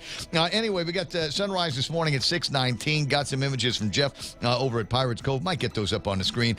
Feeling kind of frisky. You just never know. Taco Tuesday is here, but as they say, Taco Tuesday. But I'm feeling like a burrito, baby. I don't know. There we got some images of sunrise earlier this morning from over at Pirates Cove on the eastern side of the island. That's what we mean when we say partly sunny in the forecast. Sunset tonight is going to be at 6:32. Hashtag tell the others there's news.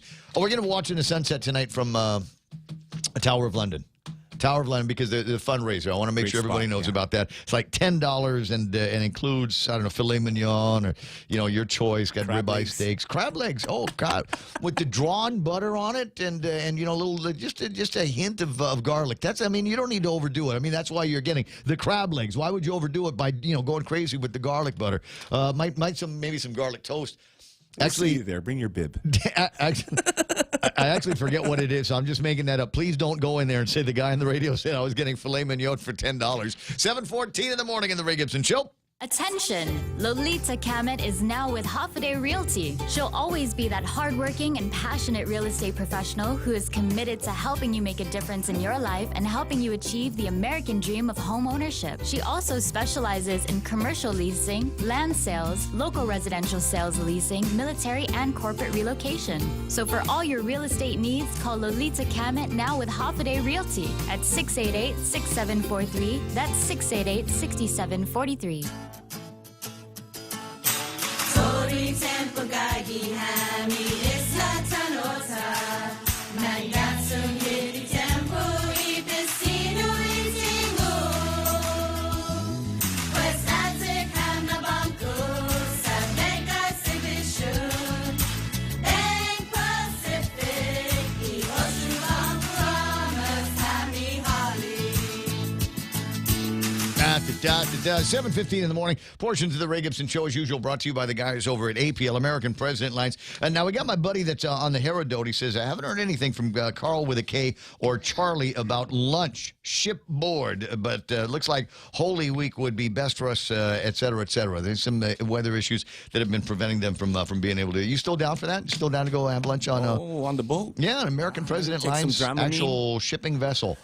No, I don't think we're going anywhere. This is not one of those things that like out and back we just take this huge ship out for a tour of the harbor. I don't think it'll be anything like that. I think I'm down, man. We just go. There's a set of stairs that most people don't get a chance to see, and then we'll go up to basically the superstructure, because most of those ships is all some place to put the oil and some place to put the containers.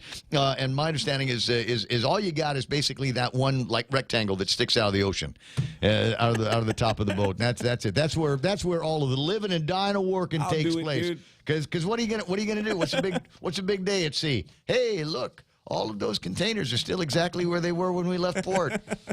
Son of a gun, who'd have thought? In the meantime, since we're not going there for lunch, try Subway's latest Eat Fresh Refresh. It's the new Fresh Melts, combining the freshly baked breads, your favorite meats, topped with a triple load of cheese. And then they take the sandwich and they put it in one of these Space Force microwave toaster things that will toast it and melt the cheese to gooey perfection. Yes, that's what I said, gooey perfection. You want to try it. The tuna melt, the ham and cheese melt, they got a steak and cheese melt. Or if you're like me, and have already got a favorite footlong, order that and have them turn that into a fresh melt at Subway. Eat fresh. News to fill your mind. Talk to get it out. The Ray Gibson Show. Call now, 888-8255.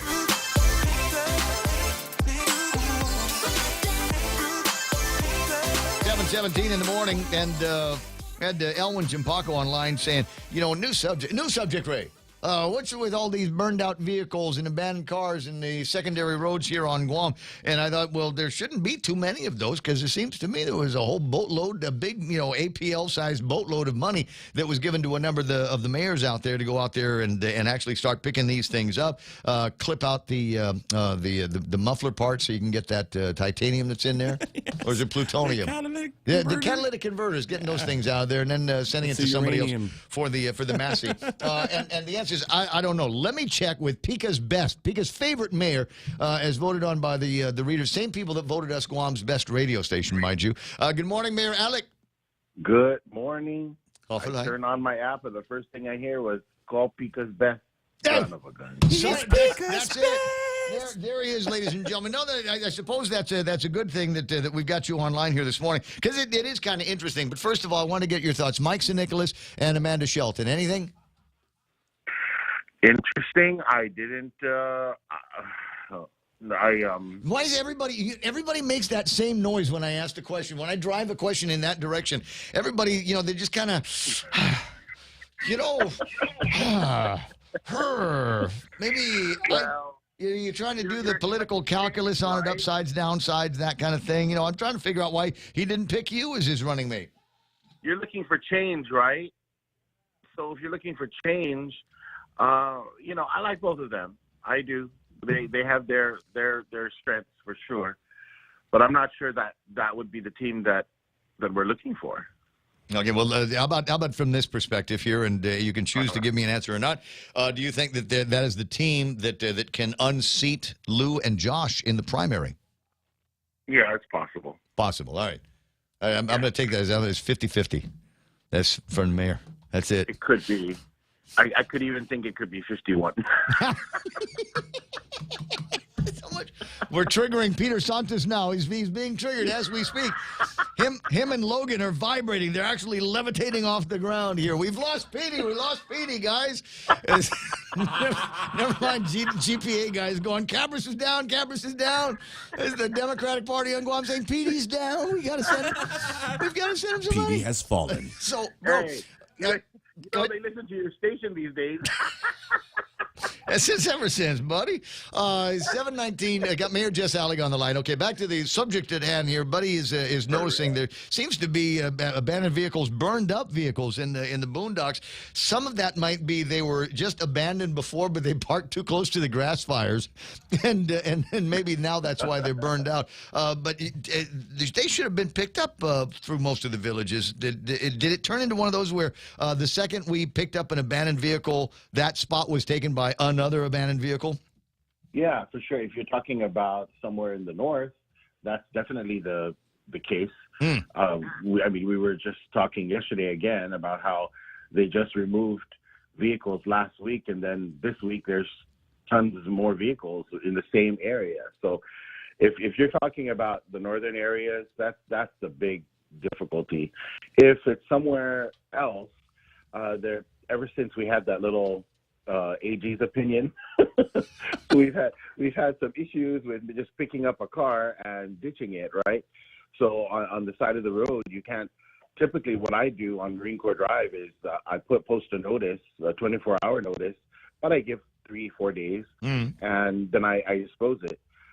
But now, in 2 days, the second Melanias will go through it.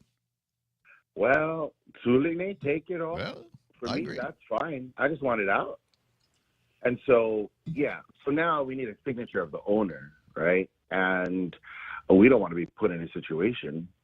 And I'm sorry. We need a signature of a vehicle that's clearly been abandoned to remove it? Well, that's what they're saying. That's what the AG's opinion is saying, is that we do need a signature of the owner.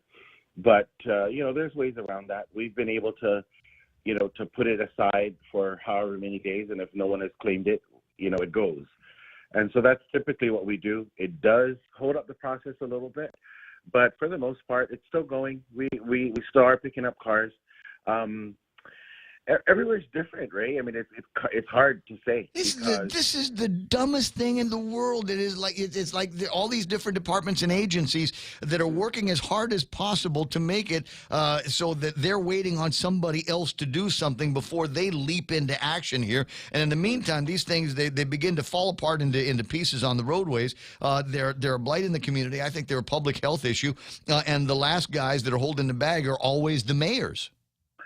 Yeah, and that's why we're fighting for some legislation so that we have some flexibility to post the notice and not have an issue with removing it and disposing. Well, yeah, but when you go administratively like that, these same people that are looking for ways not to have to do their job in a timely manner are just going to show up and say what a burden it is on them and unfunded mandates and all of this stuff, and it's still going to end up in your hands, in your court.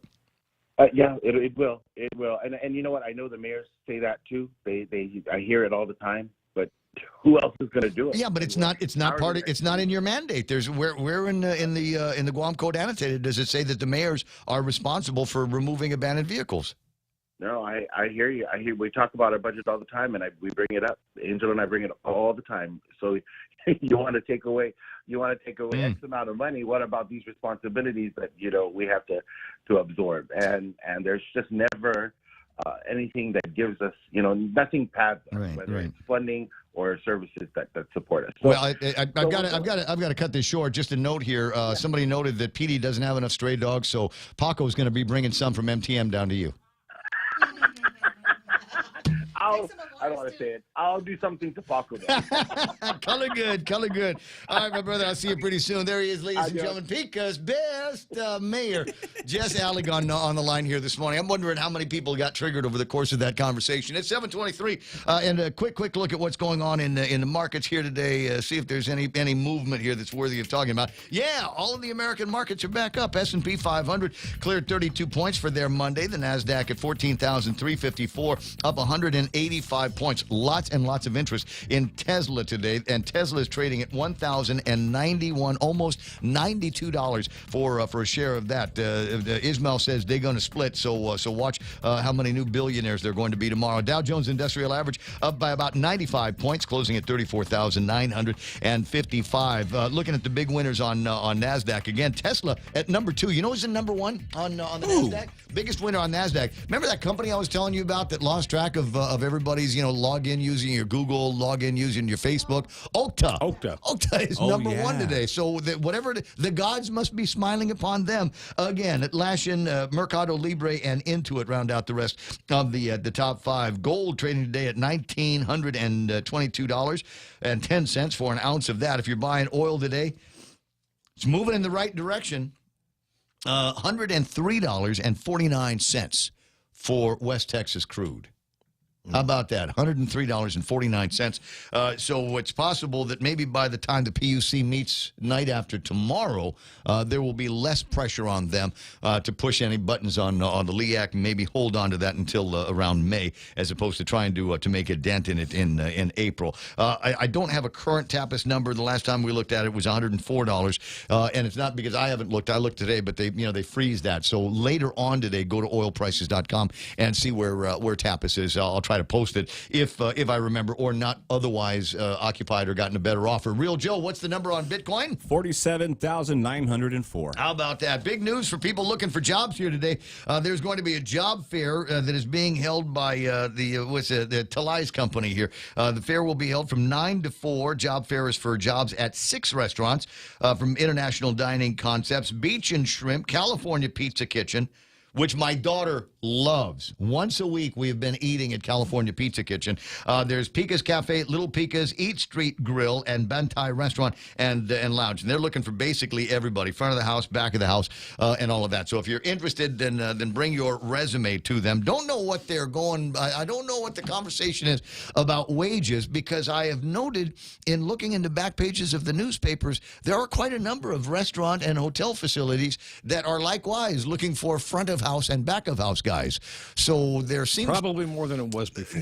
Probably a lot more than it was before in terms of wages for you. I'd hold out business cards. I want you to be the only dishwasher and table busser on Guam that has your own little business cards. 3 figures, Ray. Private parking? Parking, your own parking stall? Gym membership? Yeah. I want to park next to Darren. I think that would be the smart thing. And if you are bringing your resume with you, Career Builder survey found hiring managers and human resources don't want to see these phrases on your resume. Are you ready for them, Jerry Roberts? Here we go. Best of breed. Leave it out. Go-getter. Think outside the box. I've never liked that phrase. Can I just tell you right now, as a man and boy, all these years been working in business, so you got to think out of the box. How about this thing inside? 90% of the thing could be inside the box. You can be just as successful thinking inside the box in a lot of cases, right? That's true. There's the word synergy. And all deference to Synergy Studios. Yeah, Claire Campbell's going to be on you. I used all those on my application here, Ray. If it's the name of your business, I suppose it belongs on the resume. Go-to person, thought leadership. You don't like that? This just sounds like some made-up consultant gobbledygook. Oh, wait a second. You're a consultant. Sorry about that. Hang on a second. Check the bill. Oh, it says thought leader. I'm sorry. The brain trust. Results driven. Well, of course you are. Here's the result that I like. Every 2 weeks I get a check. That's my version. Money driven. Team player, hard worker, strategic thinker, dynamic, self-motivated, detail-oriented, and track record. But here's the thing. If Career Builder says that HR guys and hiring managers don't like to see those phrases, what are we left with, Jer? What can we put? How do we pad the resume? I need that sad excuse music. maker. I need that sad music. Come on, Real Joe, sad music. Come on. I can't use any phrases anymore that have become known to everybody. So I'm just going to say, please hire me. Hire me at the highest possible wages. Thank you very much. Free cable TV. Would that be it? Parking space. Business cards. Love it. All right. It's 7:29. It's too late to get you started because you got usually do a couple of minutes here. You want to, do you have to someplace to be? Are you going anywhere? What? Don't make me. No, I'm just, Don't make me come over there. He's been working lately. I mean, it's not getting any easier. He's had 8 o'clock get-togethers with his clients, and I didn't want to keep you any longer because it might be somewhere in Gigo or somewhere down south where you're going to be meeting with somebody. All right. Here it comes. The 7:30 news. We'll go with news first. Being brought to you by our friends. Huh? You won't be able to do your news until 7:35. Is that all right? Yeah. I defer. Maybe I ought to ask the producer, what sound effects or music beds do we have lined up? Let's just go to Jerry. Fine. Jerry's ready to rock. No. I think in this case, you probably ought to go. Okay. This is beginning to feel like one of those Chris Rock, Will Smith moments here. Somebody's going to get smacked. You keep my man out of your mouth. I know you have an opinion, Jerry. I know you have an opinion. Stepping away from the microphone.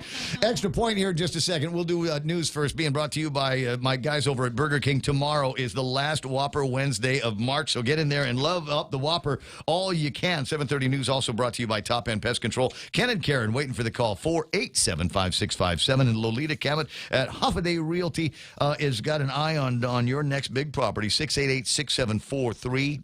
Principal broker is Joe D. Duenas. Now, principal news person is Donna D. What happened? A man who was charged with kidnapping in December was charged yesterday for kidnapping the same woman.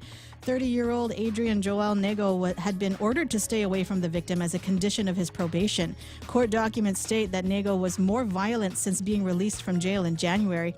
The victim called police from a relative's house. Officers arrived to see the suspect fighting with the victim in a parked car. He then drove off with her still hanging from the outside of the vehicle and led officers on a chase through Gigo. Police tasered him as he violently resisted arrest. Nego is charged with kidnapping as a first-degree felony, burglary as a second-degree felony, and family violence as a third-degree felony. Rudy Kanata faces decades to life in prison if he's found guilty for the murder of the former Umatic mayor, Daniel Sanchez. His girlfriend, Joyner Sked, had already been convicted for her part in the act during last month's trial. During yesterday's closing arguments, prosecuting attorney Lenny Rapadas says the victim was found in Kanata's house despite DNA not being detected on the weapons and no eyewitnesses. Defense attorney Peter Santos argues that GPD's investigation was poor, instead developing a theory without support by evidence. Jury deliberations are underway.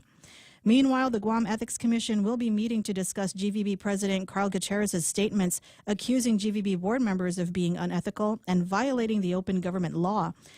Gutierrez says board members had conflicts of interest when they did not recuse themselves when discussing and voting on tourism program incentives that would benefit the board members' businesses or employers. Governor Lulian Guerrero has remained quiet about the confrontation, but Senator Amanda Shelton, whose committee has oversight of tourism, says she is reviewing the mandates of the GVB board to determine the next course of action. And the 3-month extension for renewing Guam driver's licenses, driver's permits, and Guam ID is ending this week. Last December, Revan Tax issued an automatic extension for expired driver's licenses, permits, and Guam IDs to March 31, 2022. That leaves just a few days to beat the deadline unless another extension is allowed. And those are your local headlines. Back to Ray. Fine. 7:32 in the morning on the Ray Gibson Show, and we got time now for Jerry Roberts and the Extra Point. And when we started talking about Will Smith and Chris Rock, he backed away from the microphone. A broadcast professional knows to let it wait, let it marinate, let it breathe, and then take it on. So I got a feeling there could be some interesting things, timely things coming out of this morning's Extra Point, brought to you by First Hawaiian Bank. Jerry? When Will Smith, actor, slapped Oscars host Chris Rock during the program yesterday, millions of people worldwide were left scratching their heads. Was it real or was it staged? Was it scripted? Was it workplace assault? We'll chew it over next on the Extra Point. Raise your glasses for a toast because First Hawaiian Bank now turns your meals into a reason to celebrate. Every dollar you spend on dining purchases, including fast food, earns you up to 3 times United miles. Simply use your First Hawaiian Bank United credit card and start reaping the most rewarding credit card experience on island. Terms and restrictions apply. Don't have a First Hawaiian Bank credit card? Visit any branch or FHB.com to apply today. With First Hawaiian Bank, it all starts with yes. I haven't watched the Academy Awards telecast in 20, maybe 30 years. It was once a glamorous event, and I recall watching it with my mom when I was a kid. She was a big movie fan. In the past few decades, the Oscars have become more and more political, with the Hollywood elite not just celebrating their on-screen achievements, but also values that much of the rest of America don't appreciate. I'm on the computer yesterday, and I'm looking at some things about Ukraine and some other things about keto and all that, and I see big banner headlines about Will Smith slapping Chris Rock on the program. So I went to the video to see what it was all about. So let's break down what happened in the 2022 Oscars and then see if we can locate a lesson in it. Host Chris Rock joked about Will Smith's wife, actress Jada Pinkett Smith, starring in a remake of G.I. Jane. You may recall the film starring Demi Moore about a woman who tried to become a Navy SEAL. Rock's crack was made because of Pinkett Smith's hair resembling a military recruit, the consequence of her bout with a disease known as alopecia. She's been open about the situation, and Rock had to know it. Therefore, the joke was certainly questionable, if not in bad taste. So here's where it gets interesting. Will Smith is seen on camera laughing at the joke. I don't mean giggling. I don't mean smiling. He was in full laughter mode, while his wife, in the same camera scene, the same camera angle, becomes obviously disturbed. Then the camera focuses back on Rock, who dismissed the joke, saying it was actually a nice one. Then he sees Smith jump up on the stage and head for him, and Rock utters the name Richard. That's a reference to his role in the movie King Richard, which won him the award for Best Actor. Now, that seems odd to me. It seemed odd to others, too, and has fueled speculation that the whole thing was a stunt. Now, the slap was real. Doesn't mean it wasn't scripted. However, after slapping Rock, Smith then twice screamed obscenities at him in a threatening manner. It could have been fake, but that leads me to believe that maybe it wasn't. However, my focus is the workplace, and that was definitely a workplace assault. Chris Rock was paid to be the host. To him, the auditorium was his job site. Smith attacked him during his shift, if you will. Well, let's say somebody walks into your place of business, doesn't like what one of your team members says to them, and then smacks them in the mouth. Now, what are you going to do? Number 1, order them to leave and not come back. 2, call security or the police. 3, do nothing. Well, the Oscars folks chose the last one. Smith was a nominee for Best Actor. He's a big star, and nobody was going to say a word to him. Now, later, in a tear-filled acceptance speech for his award, he essentially said that celebrities had to take a lot of abuse and disrespect, and they have to let it go. He apologized to his fellow actors for his outburst, but never mentioned Chris Rock. Now, again, I'm assuming this was a legit thing, and Smith just lost his cool when his wife was made the butt of a joke. I think a lot of us can relate to that feeling. Whether or not we jump up and whack somebody or not, that's another story.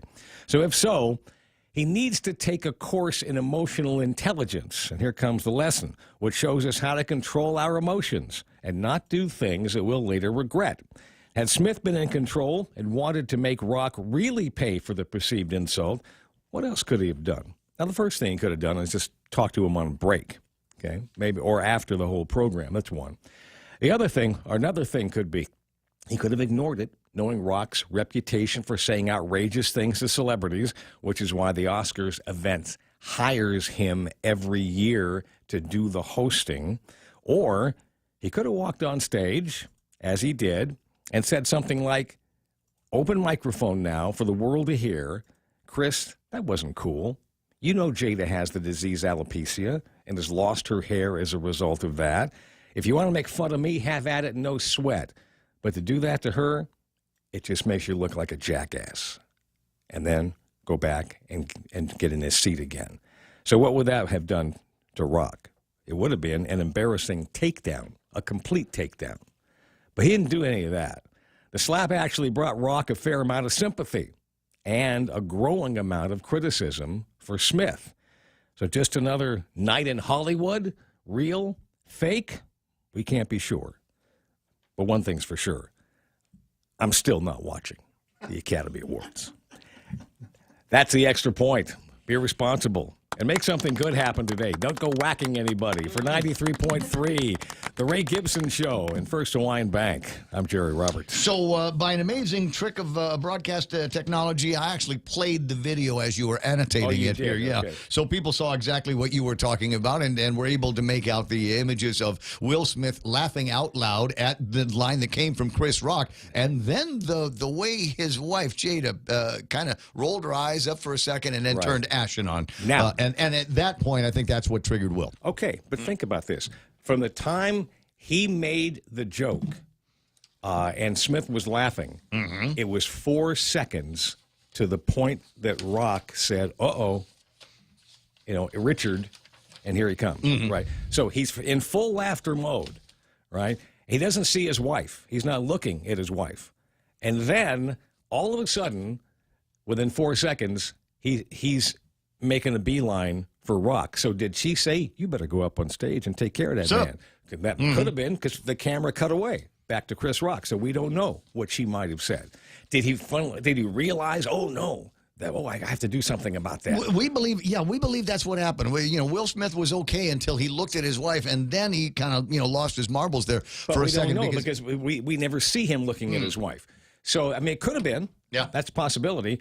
Or think about something. Let me just the investigative reporter. Oh, you've overthought this. Okay, but what would Bagger Vance do? Okay, so here's where you are in that 4 seconds. Right, he goes and instantaneously makes that decision to get up and go smack him. All right, so he goes and he kind of pulls the slap. It wasn't like he was trying to knock the guy out. Rock immediately upon being hit. Said something. I forget what the words were, but he said some words that came out, and that was not the normal reaction. If you get hit in the mouth with any degree of force, chances are you're not going to have a line ready to go right off the bat. So you would think the reaction would be, oh, and then a second or two, and then he would say something. So that is where I think some people feel that it was at least scripted. Staged, yeah, some kind of staging. Because when you take it at the speech that Smith made later about the tear-filled speech about being the defender and God has put him in a position now to be a vessel of love. Well, why weren't you a vessel of love an hour ago? Oh, yeah. Right? So, I mean, when you put the whole thing together, at least there's some question marks around what really did take place yesterday and why. It is what it is. It happened, and we'll watch and see what the repercussions are going to be. Well, Chris Rock has declined an opportunity to press charges against Will Smith.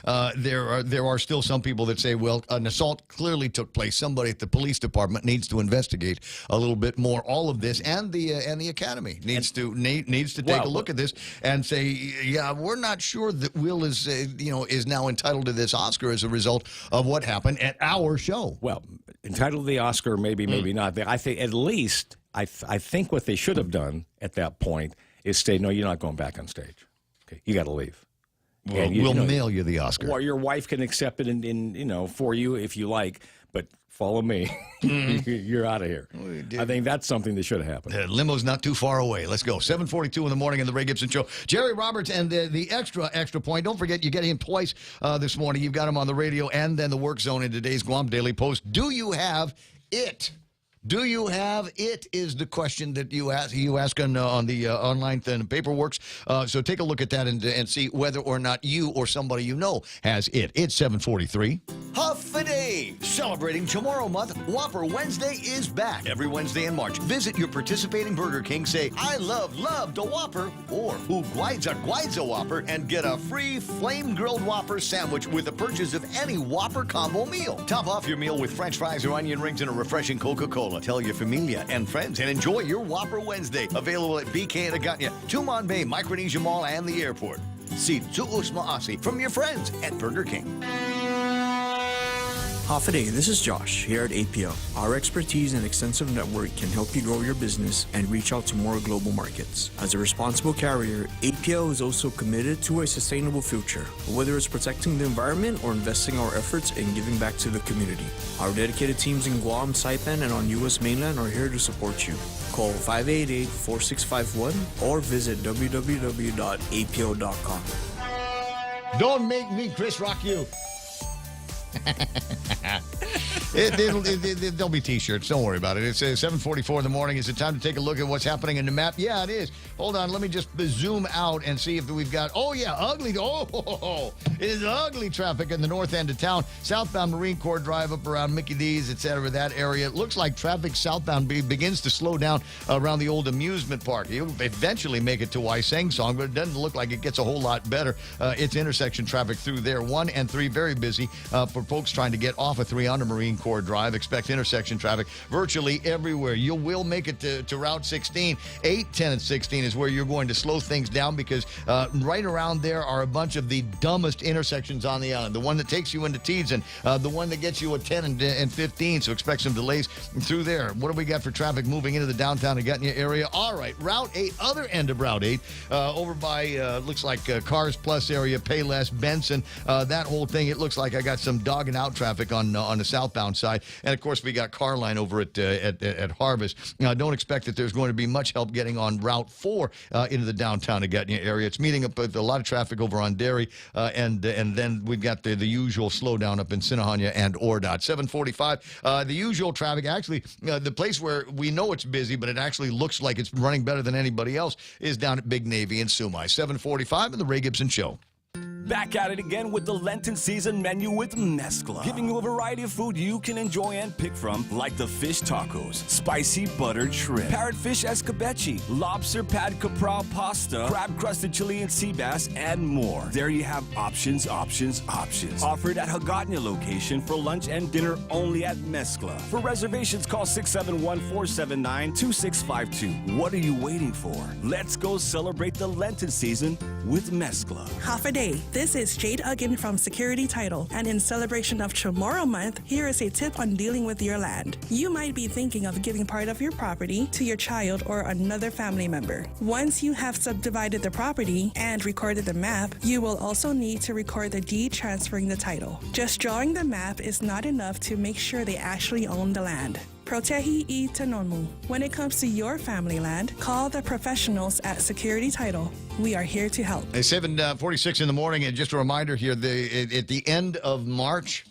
couple of things go away. Whopper Wednesday going to go away until we get word from the Burger King that it's back. But also the deal over at Nissan, the 2021 model clearance, it's all gone end of the month. So today, swing by there and check out the Nissan Kicks. A ton of safety features, literally tons of safety features, a super good looking interior, and all kinds of standard features that some of the other guys haven't even heard of yet. The Nissan Titan is there as well. America's best truck warranty, 5-year, 100,000-mile warranty, best safety standard features in its class, and you can get those great prices on them and deals that you can't forget. We get the Nissan picking up the first 3 payments or 0% APR, and if you've got good credit, 0 down payment. Come on, guys, time is running out. NissanGuam.com. It's the Ray Gibson Show. Call now, 888-TALK. That's 888-8255. 7:47 in the morning, 888-825-5888-TALK, Vietnam War Veterans Day going on. And I had the privilege in my life of getting to spend a lot of time around some guys that were in the country in the 60s and the 1970s. One of the guys that I spent an inordinate amount of time was Jeff Evans, was in the Air Force in Vietnam. Met a pretty lady, made her his wife, and enjoyed a great life with her. There's so many others. I got Johnny Gerber, who is one of the greatest influences on my life, perhaps outside of my own family. Dave Sasai, who's gone to be with the other Marines in the sky, and we've got Johnny Atulai. Johnny Atulai. I love that guy. Here's Johnny. Whatever Oh, it he's is. a lively one, man. Oh, yeah. What's the deal? If Johnny Atulai can fish for it, I can fish for it. And to hell with the rules and regulations. Anybody want to tell that vet, that Marine, that Vietnam veteran Marine that he can't do something? There's so many others, but those are the ones that leap to the top of my head. Verna wanted to talk about Vietnam veterans this morning. Morning, Verna. Hi, good morning, Ray. I was on my way to church, and I heard you talk about it, so thank you for reminding me. And, of course, I'm going to make sure I cover it in my classroom. Yeah, good. I'm going to try to keep Will Smith out of it because I know the kids are going to talk about it. But let's focus on these great heroes that didn't get the recognition that they deserved. And so can I mention a few on my side? Yeah. Oh, by all means. By all means, yes. Thank you. Well, I know one that paid the ultimate sacrifice for the Republic of Palau, which is my good friend Soom's dad. And the dad's name is Captain John Giuliano Quintaro, and he is the only one who from the Republic of Palau who paid the ultimate sacrifice in Vietnam. And I think my friend was barely a year old when her dad died. Oh. So I wanted to mention that. That was the first thing I saw on her feed. And then I'm blessed that my dad came home alive and well. He's going to be 76, and he is Master Sergeant Joseph Abata Chargworth, living in California because I'm going to medical stuff is better for him. He's alive and well because he lives back there, and he comes home when he can. So I'm proud of my dad. And then my Nino Benny, he already passed away about 2 or 3 years ago. Nino Benny Chigina. And you mentioned John Gerber. That's somebody that my son Isaiah looked up to, and his son Storm, by the way, is serving in the Marines. So Storm joined the Marines and became a Marine just like his dad. And then today, Uncle Oscar Calvo, he is my mother-in-law's brother, and he didn't know that there was a day for veterans of the Vietnam War. So I was blessed to thank him personally this morning at church, and he said, thank you. I didn't even know there was a day like that. So, because these, we know it, we saw it, and I teach about it, that they didn't get the love and support that a bunch of veterans like my husband got when they were deployed and when they came home. And so, we really need to make sure we recognize that because they got the exact opposite and everything. Yeah, and we all know the story behind that.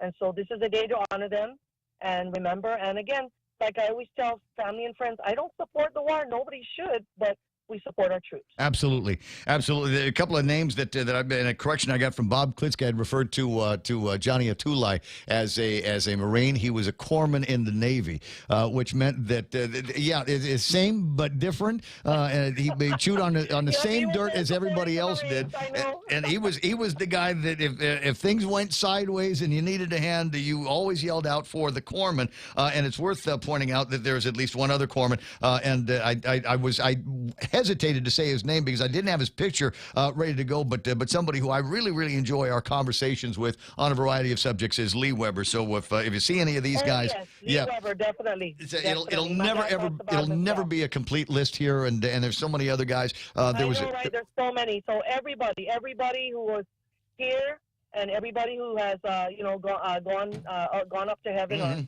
and paid the ultimate sacrifice, everything. 7:51. We're going to forget people. Verna, thanks so much for the time. Always nice to hear from you. You have a terrific day. You too. Thanks, Ray. Bye. 888-8255. If you would like to, and there's so many that have gone ultimate sacrifice in so many of the different wars. This evening, over at where's the place at? It's Tower London. Thank you very much. I was at tip of my tongue. Pacific Islands Regional Gold Star Families Memorial Monument Project fundraiser. I said tonight. It starts at 3. It starts at 3 o'clock this afternoon. Well, maybe I'll go from my late lunch to something like that. Tower of London, we got live music from the other side of the planet. $10 ticket includes a domestic beer, water, or soda. I think I'm going to take my $10 and turn that into a beer. They got a great kitchen in the back, and I've never, ever had anything bad from there. So if you're looking for a way to say thank you, not just to these guys and their families, but to all of the families of the Gold Star families here on Guam, let's get that monument built. It's 7:52. I know Jimmy will be there. Senator Jimmy Moreland needs to take a break. You just tell this speaker, you know what? I'll be right back, and then just come and hang out with us over at Tower. That sounds exciting. Yeah, absolutely. We'll do a great toast there for those that have especially made the ultimate sacrifice. You know, speaking of that and the Vietnam vets, every session that we start every month, we have our traditions that we do, of course, the pledges and all, but we also recognize those that have done the ultimate sacrifice, the highest sacrifice. This month, I was the one that was, we take turns, and this month I was chosen to read that. Well, maybe I can just give a little bit brief, on that. So sure. This month was, on behalf of a grateful island and country, we were honoring the Platoon Sergeant Jose Canata Ugan and his family of the Platoon Sergeant Jose Canata Ugan for making the ultimate sacrifice and service in defense of our island and our country. So the legislature, every monthly session, we continuously bring up those who have given their lives for our island and our service and our country here as well. Like we're discussing today, there's a resolution being presented this morning at Adelut there, recognizing the Vietnam veterans, which, by the way, their charter, their organization is the only organization chartered by the United States Congress and is dedicated to the Vietnam veterans. And of course, the founding principles is never again shall one generation of veterans abandon another. So, so it's a good thing. And Guam is very dedicated. Our service is bar none. We had the highest enlisted in the nation. And this morning, I was just speaking with Congressman Neil Dunn on an early morning conference call, discussing that as well. And he was an Air Force retiree also, and he has been to Guam during the time of Vietnam as well. So we had that good conversation as well. So, recognizing Guam of what we are here and the strategic location we have, and especially what we're able to do for our country and our really great patriotism that we have for our nation. So, and I tell you what, a grander bunch of guys that you'll ever find, just absolutely terrific, and loved every once in a while to spend some time with them over at the Vietnam Veterans Memorial that they've got down on Route 10 and 15, right there at the intersection. Just a bunch of fantastic guys, and some of them say that big gun that they've got there, yeah, it actually works. It's pointed at Adelut. Has anybody ever? Let's not keep that too loud, but I'm sure the Guam militia is ready to rock and roll. If you draw a map, it's pointed at it's just a question of the angle here. You were in the Army, you know how it works. We just just swing it over in one direction. Could be pointed at you. We adjust fire based on the projectile coming out and where it hits. I got you. Yeah. I want to say, not too far off from where I live is Roy T. Damien Street, and I want to say that's named after a Vietnam veteran. I believe so. I know he was a soldier. I'm not sure. I'm trying to look it up now online, and naturally I'm getting real estate listings for every good-looking house and apartment complex in the area. 7:56. Somebody, as usual in the radio game, will tell me all about it. And just looking around at the legislature, we are in session, and I want you to follow up on some of us. Halfway joking with Chris Duenas yesterday, and one of the things that is annoying to me is number one, it's a miracle when we can get a Jimmy Moylan piece of legislation out of the legislature, out of committee, onto the floor, and over at the governor's office. And it occurred to me while I was thinking about it yesterday and talking to Chris Duenas about how tough people are having it these days, that there's a whole lot of measures that you've put forth that could make a significant difference in the lives of everyday people here on Guam. Save them some money at the pump, save them some money in the grocery store, save them some money on all this, that, and the other. But they're stuck in committee. Is it possible that you and Trina J and Lakeisha and Chris can get together and take all of the stuff that you guys, specifically the minority at the legislature, have proposed that's stuck in committee, and then list those measures and then identify the committee head, the committee chair that's holding your stuff up? Of course, it's always possible, and as you come closer to the election time, that's when we really have to push it. Well, that's 151 days away from now, and that is several power bills. That is several trips to the gas station. That's a lot of trips to the grocery store. We don't have time to wait out the primary election. Right. Yeah, absolutely not. And that's the difficulty in the minority that we had to, our voice, we had to scream. Well, then scream. Get me the list. I'll scream about it every morning. I'll say there's a measure out there that would eliminate the business, I'm sorry, not the business privilege tax, but there's a measure out there that would eliminate the liquid fuels tax. And what committee is that in? That's, let me see now. It's probably Joe S.A.'s most likely. Anything with dollar amount. Okay, where is it? Why isn't it not out of committee? And people need to be talking about it now while gas is $6 a gallon. Very, very true. And we got another one in the works that we're going to be releasing this week that I think will be a great compromise and that we can get it forward. Well, who's asking for a compromise? I mean, what's there to compromise? We can save right now 15 cents a gallon on every purchase that's being made if we suspend the liquid fuels tax. Very true. I mean, and they're going to say, but we need it for the roadways. The roadways are getting worked on with federal dollars. That's already happening, guys. And even if that wasn't the case, if the money was coming from us, it still wouldn't make it all that much difference. There's not enough manpower to do any additional work as it is. So what is the point of holding it up in committee? Well, what we're doing is, I'm going to leak it out a little bit here. There's liquid fuel tax, but there's also a BBT attached to the fuel. That's one thing we're going to attack, and I think that will be a better compromise. Attack them both. Right. I don't get it. Attack them both. I mean, in the very least, there's something that is stopped up in committee, and we got to know for sure exactly whose committee it is and why it's not being done. We got people. There are people, Jimmy. Just so you know, talk to the gas guys. There are people that are doing gas and goes. So they'll put the gas in the car, and when the attendant isn't looking, put the thing back in the machine, and then drive away without paying for it. So now it's one of those. You go inside and pay, and then I will start pumping gas. True. Yeah, they questioned me also. I filled up my little Kia Soul yesterday, and it was $70, and they were looking at me when they give that old thumbs up sign, and wondering is he going to pay or not pay. So yeah, he's a senator. He's a senator. Grab his wallet. Don't put any gas in his car. Make sure you've got his wallet. Hey, listen, it's just after 8 o'clock in the morning, Jim. Always fun talking with you. Go get me that report. I'll see you soon.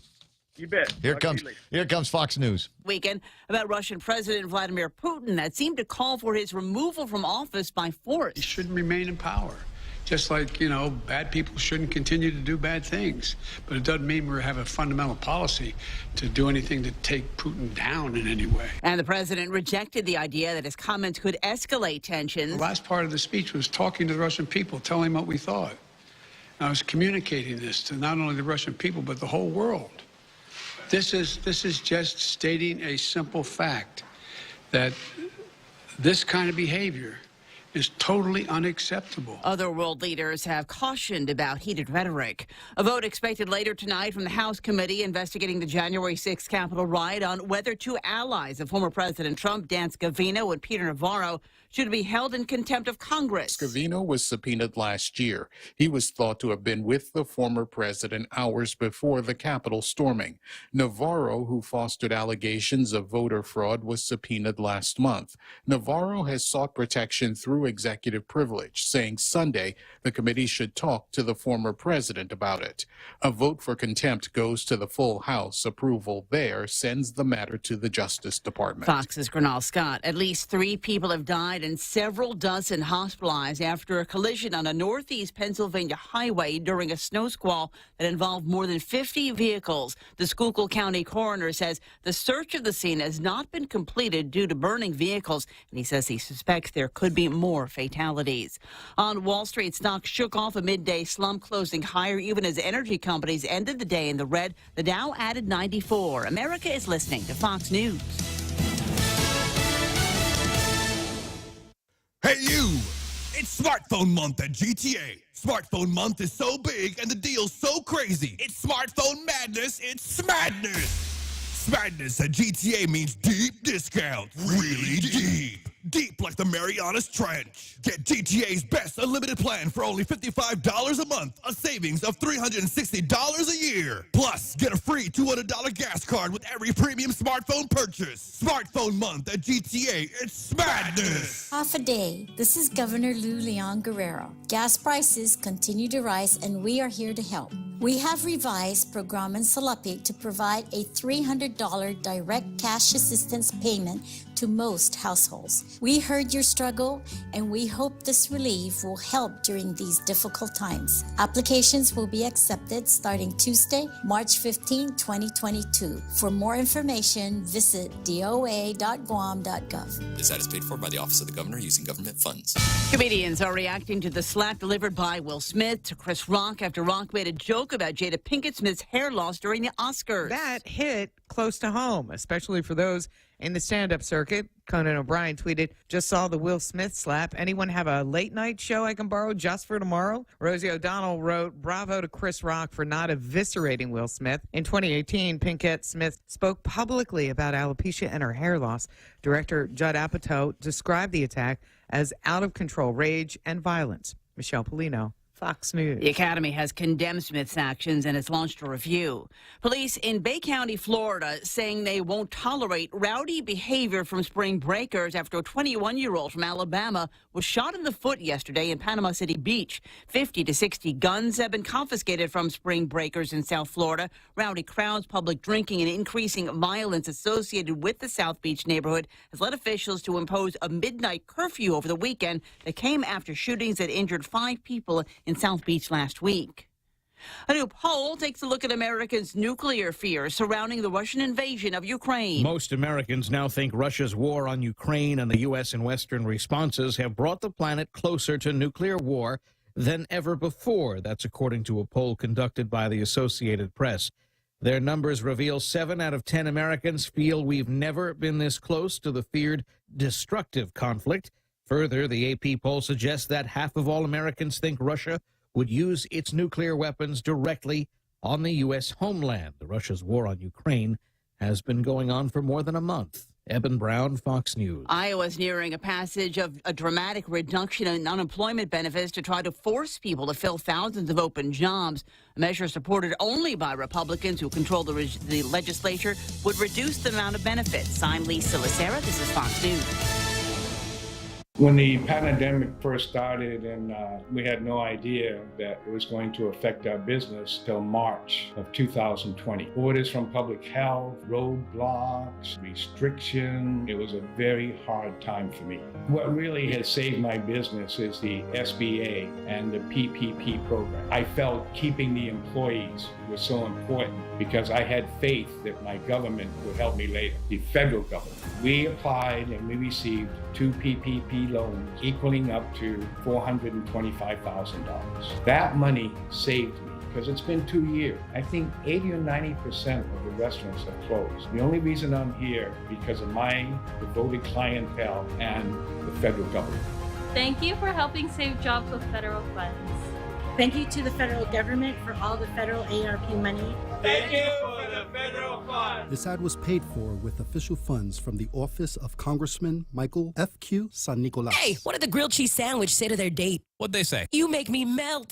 Oh, so cheesy. But not as cheesy as Subway's latest Eat Fresh Refresh menu innovation. The new Fresh Melts with 3 times the cheese. Fresh Melts are the cheese lovers' holy grail. Fresh Melts combine freshly baked breads and your favorite meats topped with a triple load of cheese. All grilled to warm, toasty perfection. Try the ham and cheese melt, tuna melt, or steak and cheese melt to start. Best of all, you can make any footlong into a fresh melt. At Subway, eat fresh. Your local news is brought to you by Nambo Insurance. Skip the line, pay online. It's fast, it's easy, and it's secure. Visit Nambo.com for more information. Off a day, it's 8:06. I'm Donna De Jesus with a look at your local news on the point. Closing arguments were given yesterday in the murder trial of Rudy Kanata. Defense attorney Peter Santos told the court that police fell short in their investigation into the death of former UMATIC Mayor Daniel Sanchez, rushing to judgment against Kanata. Santos adds that police never found a third individual who was in a car with Kanata and co-defendant Joyner Sked before the arrest, and instead made a decision about the case and did not investigate further. Defense notes that Kinata was abused by Sked throughout their relationship, pointing to her turbulent past as the reason she committed the crime alone. Sked was convicted of murder last month. Prosecuting attorney Lenny Rapada says evidence points to Kinata's involvement since the crime was committed at his residence. He adds that Sked could not have killed Sanchez on her own since he is much larger, and notes that a witness heard only Kinata's voice shouting around the time of the murder. Jury deliberations are underway. And a man who was charged with kidnapping in December was charged yesterday for kidnapping the same woman. 30-year-old Adrian Joel Nego had been ordered to stay away from the victim as a condition of his probation. Court documents state that Nego was more violent since being released from jail in January, punching the victim in the head and threatening her with a pistol. Police say Nego insisted on picking her up on Saturday night, but drove angrily, trying to flip the car and brought her back to his house. The next morning, she persuaded him to drive her to a relative's house where she called police, but Nego kicked down the door and grabbed the woman's bag. Police arrived to see the suspect fighting with the victim in a parked car. He then drove off with her still hanging from outside the vehicle and led officers on a chase through Jigo before damaging his tires, jumping out of the moving vehicle, and fleeing into the jungle. Police tasered him as he violently resisted arrest. The woman told police he threatened to rape her, murder her, burn her family, cut her head off, and have someone cut her body into pieces. Nego was charged with kidnapping as a first-degree felony, burglary as a second-degree felony, and family violence as a third-degree felony. More news after this. Go green, go hybrid. Go to Nanbo Insurance, and your next power bill is on us. Insure your hybrid car at Nanbo and get up to $350 towards your next power bill. That's instant savings for keeping our island clean and green. Nanbo has been providing Guam with over 50 years of reliable and affordable auto insurance. At Nanbo, it pays to go green. Terms and conditions apply. Visit nanbo.com or call 477-9754 for details.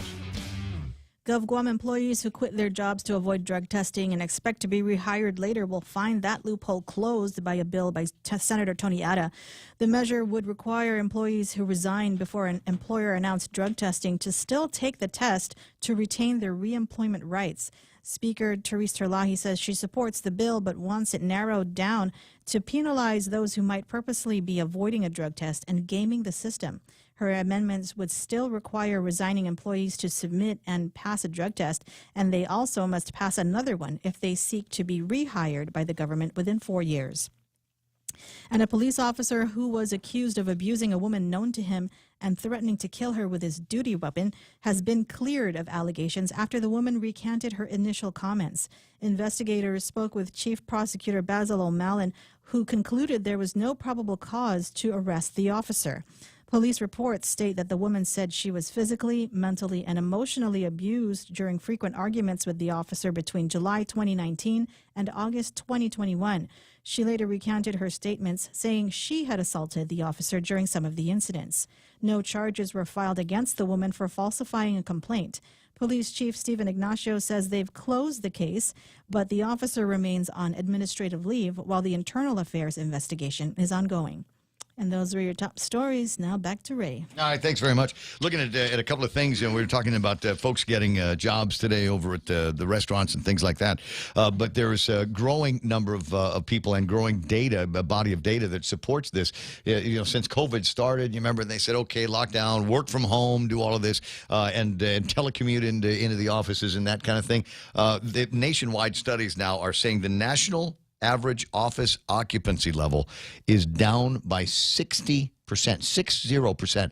Yeah, so you got all these buildings. There's nobody in there anymore. Like the boss goes into the office. That's it. Everybody else is working from home or working from another place on the planet. You got guys. They got this kind of expertise, that kind of expertise. So all they got to do is log on into the company system. They can literally do their work from the beach. I know people. I've talked about this before.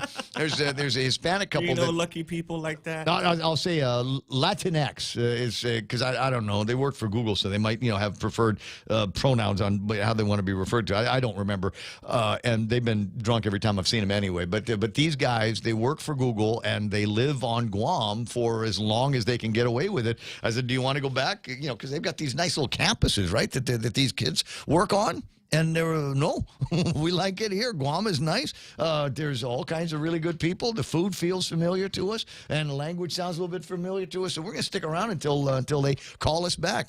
And that I'm aware of, they have not yet been called back. 8:12 in the morning. Here comes the weather. Partly sunny, highs near 87 degrees. Easterly winds blowing to about 18 miles an hour. Tonight, scattered showers and thunderstorms in the forecast. So watch out. Some of you might have forgotten how to drive in the rain. And then there might be somebody I never knew. I just kind of fake it till I make it. Back home or back to work. We've got partly sunny skies in the forecast for tomorrow and into Wednesday night as well. Heat index today, if the sun comes out for the job, 92 degrees. Bear in mind, though, regardless of the scattered showers and thunderstorms, there's still a high fire danger, red flag, murder hornet. I'll say it clearly this time. Pit bulls with AIDS warning out there. So watch the flames, would you? Rip current warnings out there as well. And although I have not seen any, they say that there could be some box jellyfish out there in the water. So watch out for that. 8:13 news and weather together right here on The Point. Unified Communications, UC, is the next step in a business phone system. Introducing Docomo Pacific UC, your business phone. Instant messaging, video, voicemail, fax, and more. All unified on one platform and delivered through the cloud. Merge your desk phone with your mobile device. Turn voice calls into video conference. UC reduces phone costs. UC boosts productivity. Work better together with Docomo Pacific UC. Get a box of Post or Kellogg's cereal for only 99 cents when you fuel up on $35 or more of mid-grade or premium high-performance fuel. Conditions apply. See store for details. Get a 75-ounce bottle of Dawn dish soap for only $5.95 when you fuel up on $35 or more of mid-grade or premium high-performance fuel. Conditions apply. See store for details. Get a Bounty paper towel 2-pack for only 99 cents when you fuel up on $35 or more of mid-grade or premium high-performance fuel. Conditions apply. See store for details. Circle K. Take it easy. Hey, did you notice the sign of the 76 Circle K this morning? No. Are they in better mood? Yes, it seems to be recovered. Back. Yeah, recovered. He called. They're back together again. I don't know. Period's gone. Or something like that. But it's very motivational on the one at the airport road here. It's Ray Gibson Show being brought to you by the guys over at American President Lines. APL, a global presence with a local home. It's still Lent, and they still have the seafood you crave, flavors that you love during Lent at Chili's. Second floor of the Tumont Sands Plaza. Lent-friendly soups, salads, appetizers, and entrees. And you're going to love the prices. You will fall in love with the service. So check it out today at Chili's. Rediscover Talk Radio here. Your FM News Talk Superstation. This is The Point. Yeah, that's us. That's us, all right. Responsible for virtually everything that comes out of my mouth, to Donna's mouth, to Real Joe's mouth. But just a warning, Real Joe's been chewing a lot of beet on that lately, so it's possible you might actually get hit with a shard every once in a while. Just a shard of beetle nut. If he's really excited about what he's talking about. 8:15 in the morning. Hey, same thing could happen in here with me. At any rate, welcome back to the program. Excuse the mess. Ray Gibson Show. Bunch of people online here this morning. We got more than one or two people that we want to spend some time on the phone with. But first, Buenos Aires, Zorts Cabrera, Prudential Meno, Juanita Machi, my hiking buddy. Although I haven't had a chance to hike lately. I've just been kind of lazy and the weather's been too good to hike. You've been jogging a little bit, though. You're still getting a little exercise. Yeah, but, it's there's no beer. Well, oh, yeah, depends on what time. At any rate, Sandra Regis is there. Hey, soon-to-be Senator Ruben Mortera. J.P. St. Nicholas online. I got John Herrera, Tom Tahazi, Sam Beanie talking about Great Tower Tuesday. Good morning. Another plug for goofing off tonight over at this afternoon, starting at 3 at Tower of London. Joe Jerry is there, Oliver Malakas, Julie Mark Attalig, M.T. Farron, Naomi Taitano, and you might note that I said Attalig a certain way. Attalig or Italic? It depends on where you are. So Govanian is Italic. Okay. If it's down here, it's Italic. But if you're up in NMI, Attalig is the way it's pronounced. And a shout to, we were talking about Vietnam veterans, and my bro from up in Saipan checked in this morning, and he says, Anthony Taylor checked in. He said, don't forget Happy Vietnam Veterans Day to Mayor David Apatang of Saipan. Wow. So they got a bunch of Vietnam veterans up there as well. I got the M.T. Farron, Naomi Taitano, Mercy Wenzel, Kevin Kinata, Evelyn Bernardo, Rick San Augustin is goofing off with us, so Jose Tetpahagu.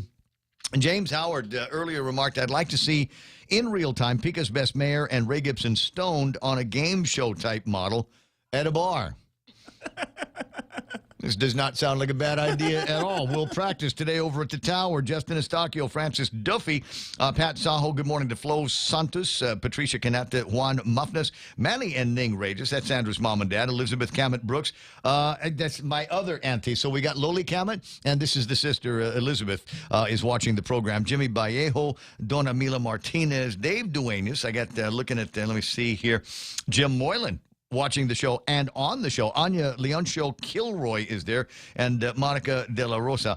I've been saying the name Grace, but it is Grace Slaughter, but I think it's Grace, G-R, and then there's an E with a mohawk, and it's the only way I can describe it, and an S. I think it might be Grace Slaughter watching the show. Gray. Is it Gray? Yeah, because if, for example, in French, right, you don't pronounce the S unless there's an E after it. But there's no E after it. The E is before it. Mm-hmm. Like I said, with the mohawk. So it's Gray. It is Gray Slaughter. Love the name. Dave Raleigh online, Prudential Menno, Ike Isaki, Lena McDaniel. No, sorry, Lena McDonald is online. Tom Anatok, Ivan Tykenko, Mayani Duenad is there. Vic Gaza. Hey, bro, you running this time, bro? Hey, Vic. 18th time to charm, man. What? I'm gonna be. Benita Camacho Garrido is there. Brian Perez, Art De La Cruz, Damon Kaufman, Martin Mendoza. I see my bro William John Shadowing online. Melvin Santos. So many guys that we've got. And Damon Kaufman says, Ray, next time you have a senator on the line, ask them why there can't be a solar panel program on the island that helps the ratepayers. From my understanding, there aren't near as many incentives here as in the States. We could cut the oil competition for the generators if every house had solar. It is because of the iron grip that the Consolidated Commission on Utilities and the Public Utilities Commission has on private solar. No, I don't know. You're right. Maybe there could be more incentives for something like that. I've often... like every time the power bill gets to a place where I consider stratospheric, I always ponder the idea of using more solar at the house. Right now, I have zero solar. Wow, but you know, there's ways that you can do that. So you know, a lot of people have got these solar lights. I got those. That'll make a last difference. weekend. I put them up, and every time I look at them, I'm like, I got you, GPA. Because the Saki they're Millennials, really. like I put them way up there on the very second floor. So, but there's Chris Cave is or Kave is online. There's Rose Pacini and plenty more. Thanks very much for listening to the program or watching. However you're doing it, there's guys over on the YouTube side.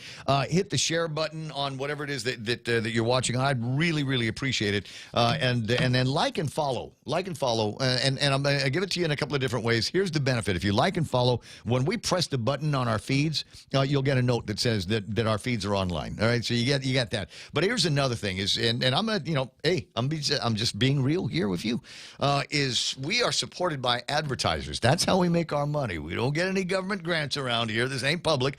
We got to go and hustle for the dough. And many advertisers respect numbers, because there ain't any decent ratings around here, so they do look at likes and follows. And if you'd like to be considered part of this familia and help support guys like Real Joe and Donna D and myself and Jerry Roberts and Bob Klitsky and the things that we do here, those numbers do count for our advertisers. So if you don't mind, if I've already sent you an invitation to like and follow, dig it out and click on the affirmative. I'll understand if you don't, and I swear I'll only ask once today.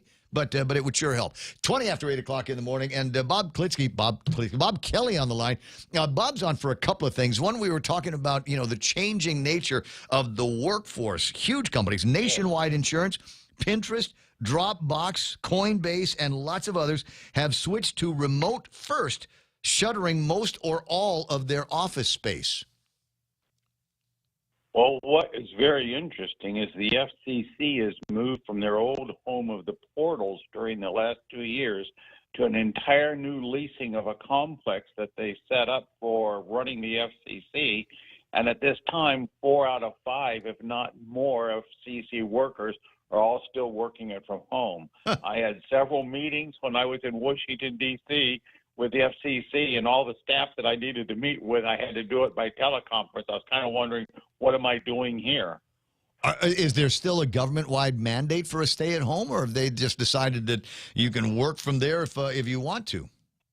Well, I'm not sure, but I know that both DOT, and where DOT comes is they're very heavy in the 911 program, and the FCC, a majority of the workers are not in the offices at this time. So, from a regulatory perspective, and Bob is our regulatory guy, among other things at the radio stations, from a regulatory standpoint, has that affected the productivity of the Federal Communications Commission? And not that, in tasks that aren't otherwise automated, because they've got very, very good automated systems. If you get to get your head around who put them together, you can kind of navigate your way around all kinds of things. But when it comes to something that a human being actually has to interact with, are you noting any longer or shorter of a wait time before those are acted on? Actually, I found very little difference. And what I do note about the FCC is they're still holding all their meetings, but it's all being done by video conference. Mm-hmm. They're working. And if you consider, I don't know how much you've worked with been in the FCC, but most of these people have their own offices or desks and cubicles. So what's the difference if you're working in a cubicle processing applications or working at home? As long as the people are faithful to put in the hours, I would say that it's a minimal difference for most of the tasks. Do you trust everybody that you have on a tele-remote situation? Do you have as a manager, as a supervisor? I mean, not everybody can do this. I mean, there are certain jobs, as I said, certain categories and skills that you have where you can do your work, execute your job from home the same way that you would in an office building. And the fact of the matter is, you're probably happier because you don't have to spend any money on gasoline to get there, and you don't have to interact with people. I know many folks that don't like interacting with people in the office and getting involved in those things. Let's just leave me alone. Let me work from my desk or the beach or the library or the park. Well, it is so interesting to be discussing things like location identification for 911 with an FCC person. Actually, a couple of FCC staffers were looking at the Z-axis that they're trying to implement over the next couple of years, and to be discussing Z-axis and having a dog barking in the background. Right. Well, and I don't. This were Guam. If they were talking to me and I was doing this conference from home, they might hear a rooster in the background since it'll be early in the morning and their evening. 8:24, just before 8 o'clock every morning. If I've got Ken Leon Guerrero on the line, I can hear the call to reveille, or whatever that code word is. But it is kind of interesting when we start thinking about where this is going to take us in the future, where it had been bubbling under in the past. As an example, we use systems around here, and every once in a while I'll need to get a Cisco guy to take a look at them. And I'm not Cisco certified. We got a guy around here that is, but otherwise occupied. And so the recommendation from the company was use Jim. I said, okay, where's Jim? And he says, I don't know. You call a telephone number, and he'll pick it up, and he'll tunnel into your systems and do everything that you needed to do. I said, the telephone number is in one place, but the guy is in a whole other, and he kind of works in his own schedule, in his own realm. He's one of these uniquely qualified guys that is Cisco certified specifically to work with our systems. And it's one of those things. Does he have an office? Near as we can tell, no. I think this is happening more and more, and I also believe that probably we're not going to turn the clock back. There's probably going to be a majority of the people that are going to stick with the homework. I think it was, as you stated, with networking and the difference of how things were moving. We're kind of moving a little bit in that direction, but suddenly once we hit the COVID with the sudden shutdown, that just made it happen instantly. Yeah, that's the conventional wisdom here is fat chance bosses, that you're going to spend a lot of time with the employees in your company. Although that might cause changes necessarily to the nature of the relationship then between the bosses and these companies. And as I said, I've been looking for a couple of positions here at the radio station, and I might not hire a new guy for one job as much as I might hire somebody to do, quote, gig work for me. So I wouldn't necessarily have to worry about any HR. You send me an invoice for the work that we did this month, and I'll pay you from that. That's right. And outsourcing is getting to be very big, too. I outsource some of the work I do. I don't have a CAD draftsman in my office, but I have one in the Philippines. We've all got one in the Philippines, don't we? I'm sorry, I didn't mean to distract you. 8:26 in the morning. Now this is important. This is important. The last time I bought a PC, that is a non-Mac computer. You know they like to bundle stuff up, right? And so I came home and I got the PC and opened the box, and inside is this disc. Yeah, it was that long ago I bought this. They gave me something on an actual disc that would go into the CD player in the actual laptop. Yeah, it's that long ago, and it was for a kind of virusware called from an outfit called Kaspersky. And the first thing I said is, that doesn't sound like an American name. I don't know if I want to put a Russian name something in my computer to keep an eye out for viruses and malware. Well, there's about 400 million people who did put it in their computers, and there's 250,000 companies around the world that are running that as their antivirus. And now, what's the problem with this besides my natural hesitation not to leave things in the hands of foreign nationals or companies? The problem is it is a good software. It is a very good software, which is why it's been widely adopted, and it's also a very inexpensive software compared to Norton and some of the others. The problem with it is if there is a requirement of the Russian government to either leave an opening in there for worms or viruses, I think they would probably use worms. But if there's a requirement that they leave one little back door open, we would not know it until the worms spread. And the second thing is, when you're installing updates, if the government of Russia demanded that something be put into there through their, well, it's not the KGB anymore, but whoever their intelligence side is, if Putin came down and told the people working there they had to release a bot or a worm into the system because this is their cyber warfare, they've got 400 million computers that they can hit, 4 million computers that they can hit instantly. And that's where the problem is the fact that it leaves it open. It may not be there now, but who is to say that the Russian government and Putin's group would not put pressure on them to release something when they've got access to that many computers? Exactly. And this is not a private run operation. If it is, it's a private run operation in the Soviet Union. Not Soviet Union, it's Russia. Sorry, Russia. I'm sorry, it's so old school. It's the Cold War mentality that stays with me. But yeah, there's nothing that would prevent Putin from saying, "Give me a back door. I'm going to exploit this thing, and we're going to drop viruses and worms in there and debilitate all of these computers." And some of them, you get enough of these things that they begin crashing in enough important places, and then we've got real problems. And of course, they are denying that they have any connection. But obviously, if they had somebody putting their thumb on them to do something, they wouldn't be able to tell anybody anyway. Well, so I wouldn't say, yeah,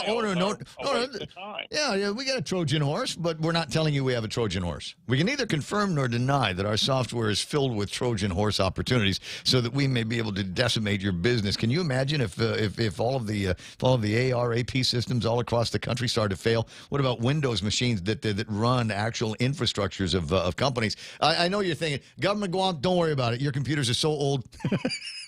Now, here's a couple things. The FCC today came out and put the thing on the basically banned list for any of the telecom companies to be using it. Wow. Okay, that's heavy. Well, they've already banned, as you know, ZTE, Huawei, and Chinese. This is the first Russian. But the second one is Trump actually forbid the federal government from using Kaspersky in any of the federal computers. And a lot of people really thought he was being very heavy-handed and that was overreacting. I don't think they're necessarily thinking that today. But so there's no federal computers, but I would bet you probably on this island we have thousands of users that are using this, and they might really do better to look at one of the alternatives to this because it's probably not considering that we've already been warned Russia is going to do a cyber attack at some point, correct? Well, didn't Biden give them a list of different industries and companies that we didn't want a cyber attack on? Oh, that was really nice.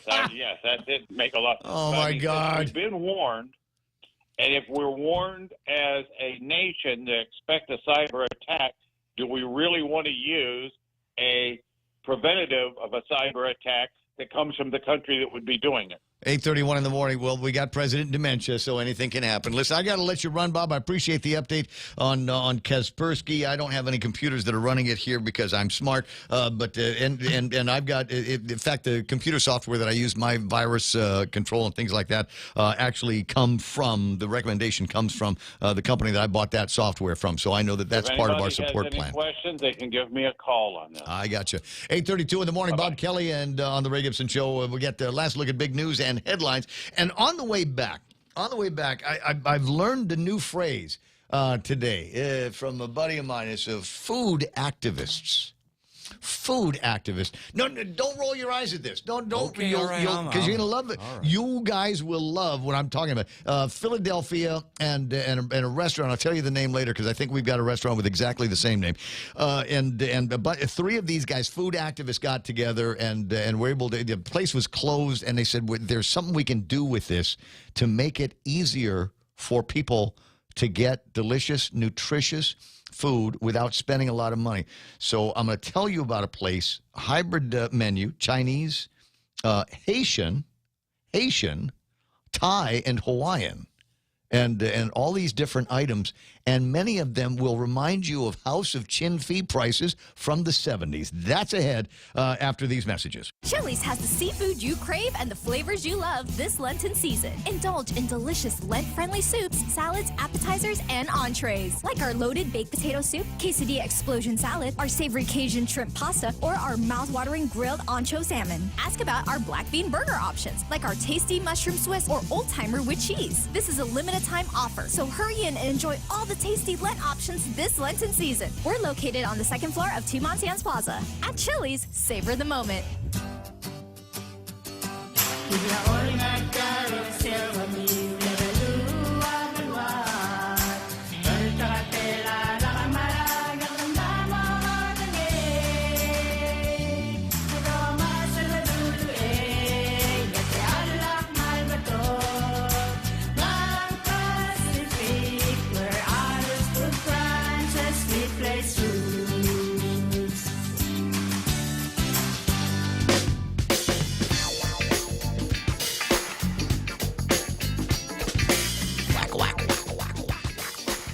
Kind of like 70s porn, right, Joe? How would you know what 70s porn looks like? I have no idea, Ray. So I was watching. I know I got news coming up in a second, but extra squirrely here this morning. You know what I watched last night on the thing? V for Vendetta. Oh, wow. Oh, you gotta watch it. That's well, I know you've. It's super. Everybody's so seen bloody. it. It's super bloody, but I mean, there's a lot of that after everything that we've been through and the conspiracy theories and what we're ahead of right now, it's like it could have been written last week based on news and headlines and all the other things that we've seen. Stuff coming out of Britain, Australia, the things that the Australian police have done for your own safety. Right? Have you seen that video floating around? There's about 2 minutes worth of a video floating around of all of these different police actions in Australia against their own citizens, trying to corral protesters against COVID-19. And you wonder what the be-all, end-all. I'm going to see if I can go on Amazon and find me a Guy Fawkes mask. And he got the long hair with the bangs. Yeah. That was my favorite part of the program. I'm serious. Because there's parts in it where you just go, wow, okay, there's some heavy, heavy stuff. Look at those bangs. How'd they get that so straight? It's 8:35, and time for our last look at big news and headlines with Donna D. Donna, what happened today? A man accused of illegally possessing a green sea turtle could have the federal charges filed against him dismissed. 48-year-old Texner Luther appeared in district court yesterday, ready to plead guilty to possession of an endangered species. It's the second time federal prosecutors attempted to bring a plea deal with Luther after the judge had set aside his previous plea agreement. Defense has asked the court to dismiss the case, adding that the prosecution can further argue the matter on appeal. District Court Chief Judge Frances Tydinko Gatewood says she may consider that before dismissing the case, adding that she doesn't feel the prosecution is coming to the court with justification that the defendant committed this offense.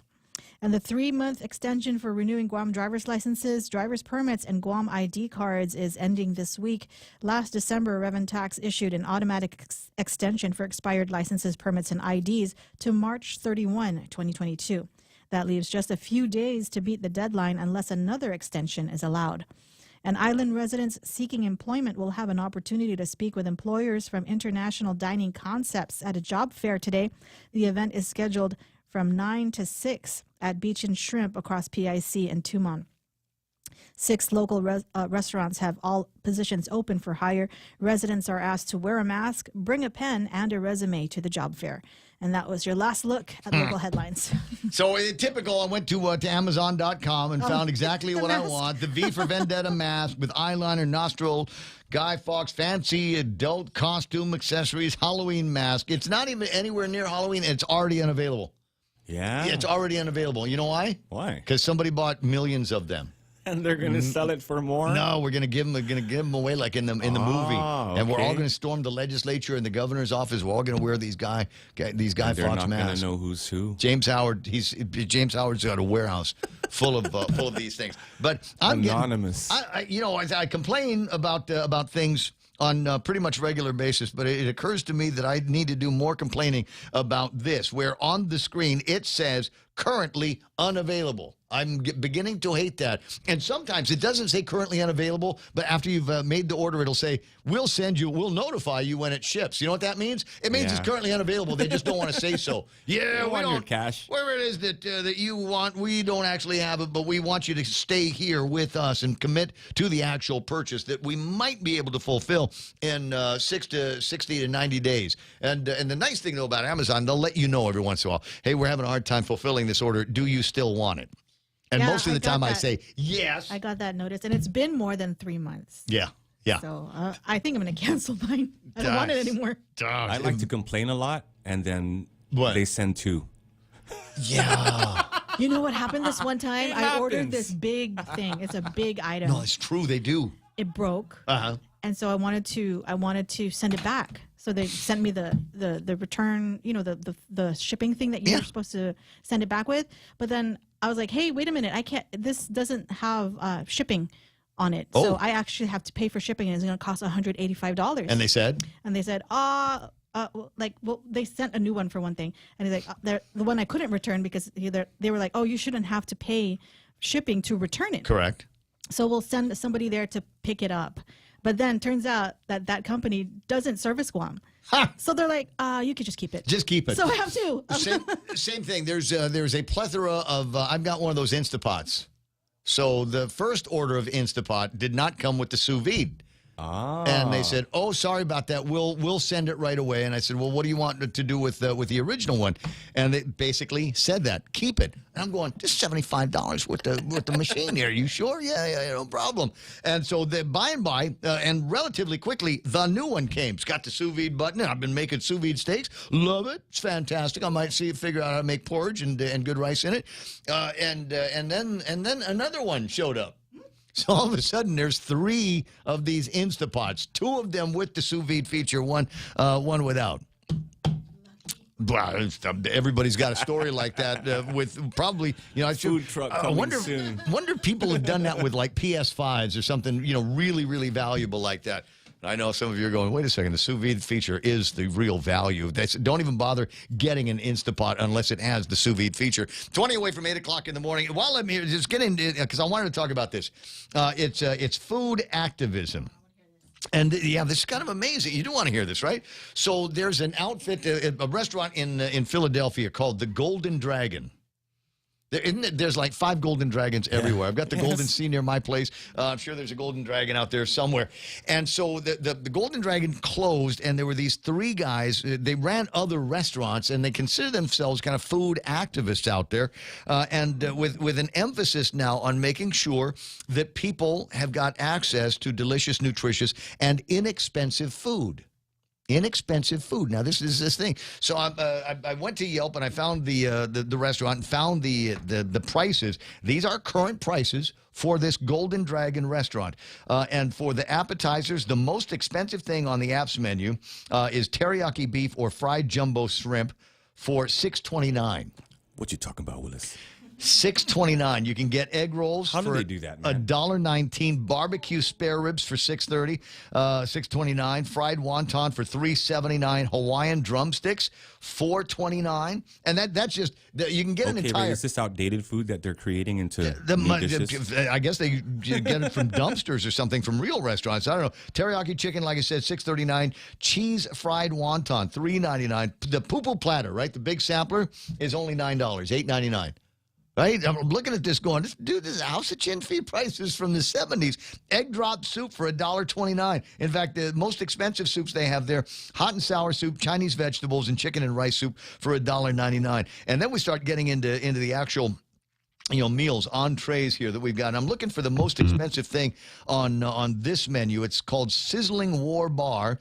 Fresh jumbo shrimp, chicken, roast pork, beef, exquisitely flavored with snow peas, mushrooms, baby corn, water chestnuts, and bamboo shoots. This is $10.99.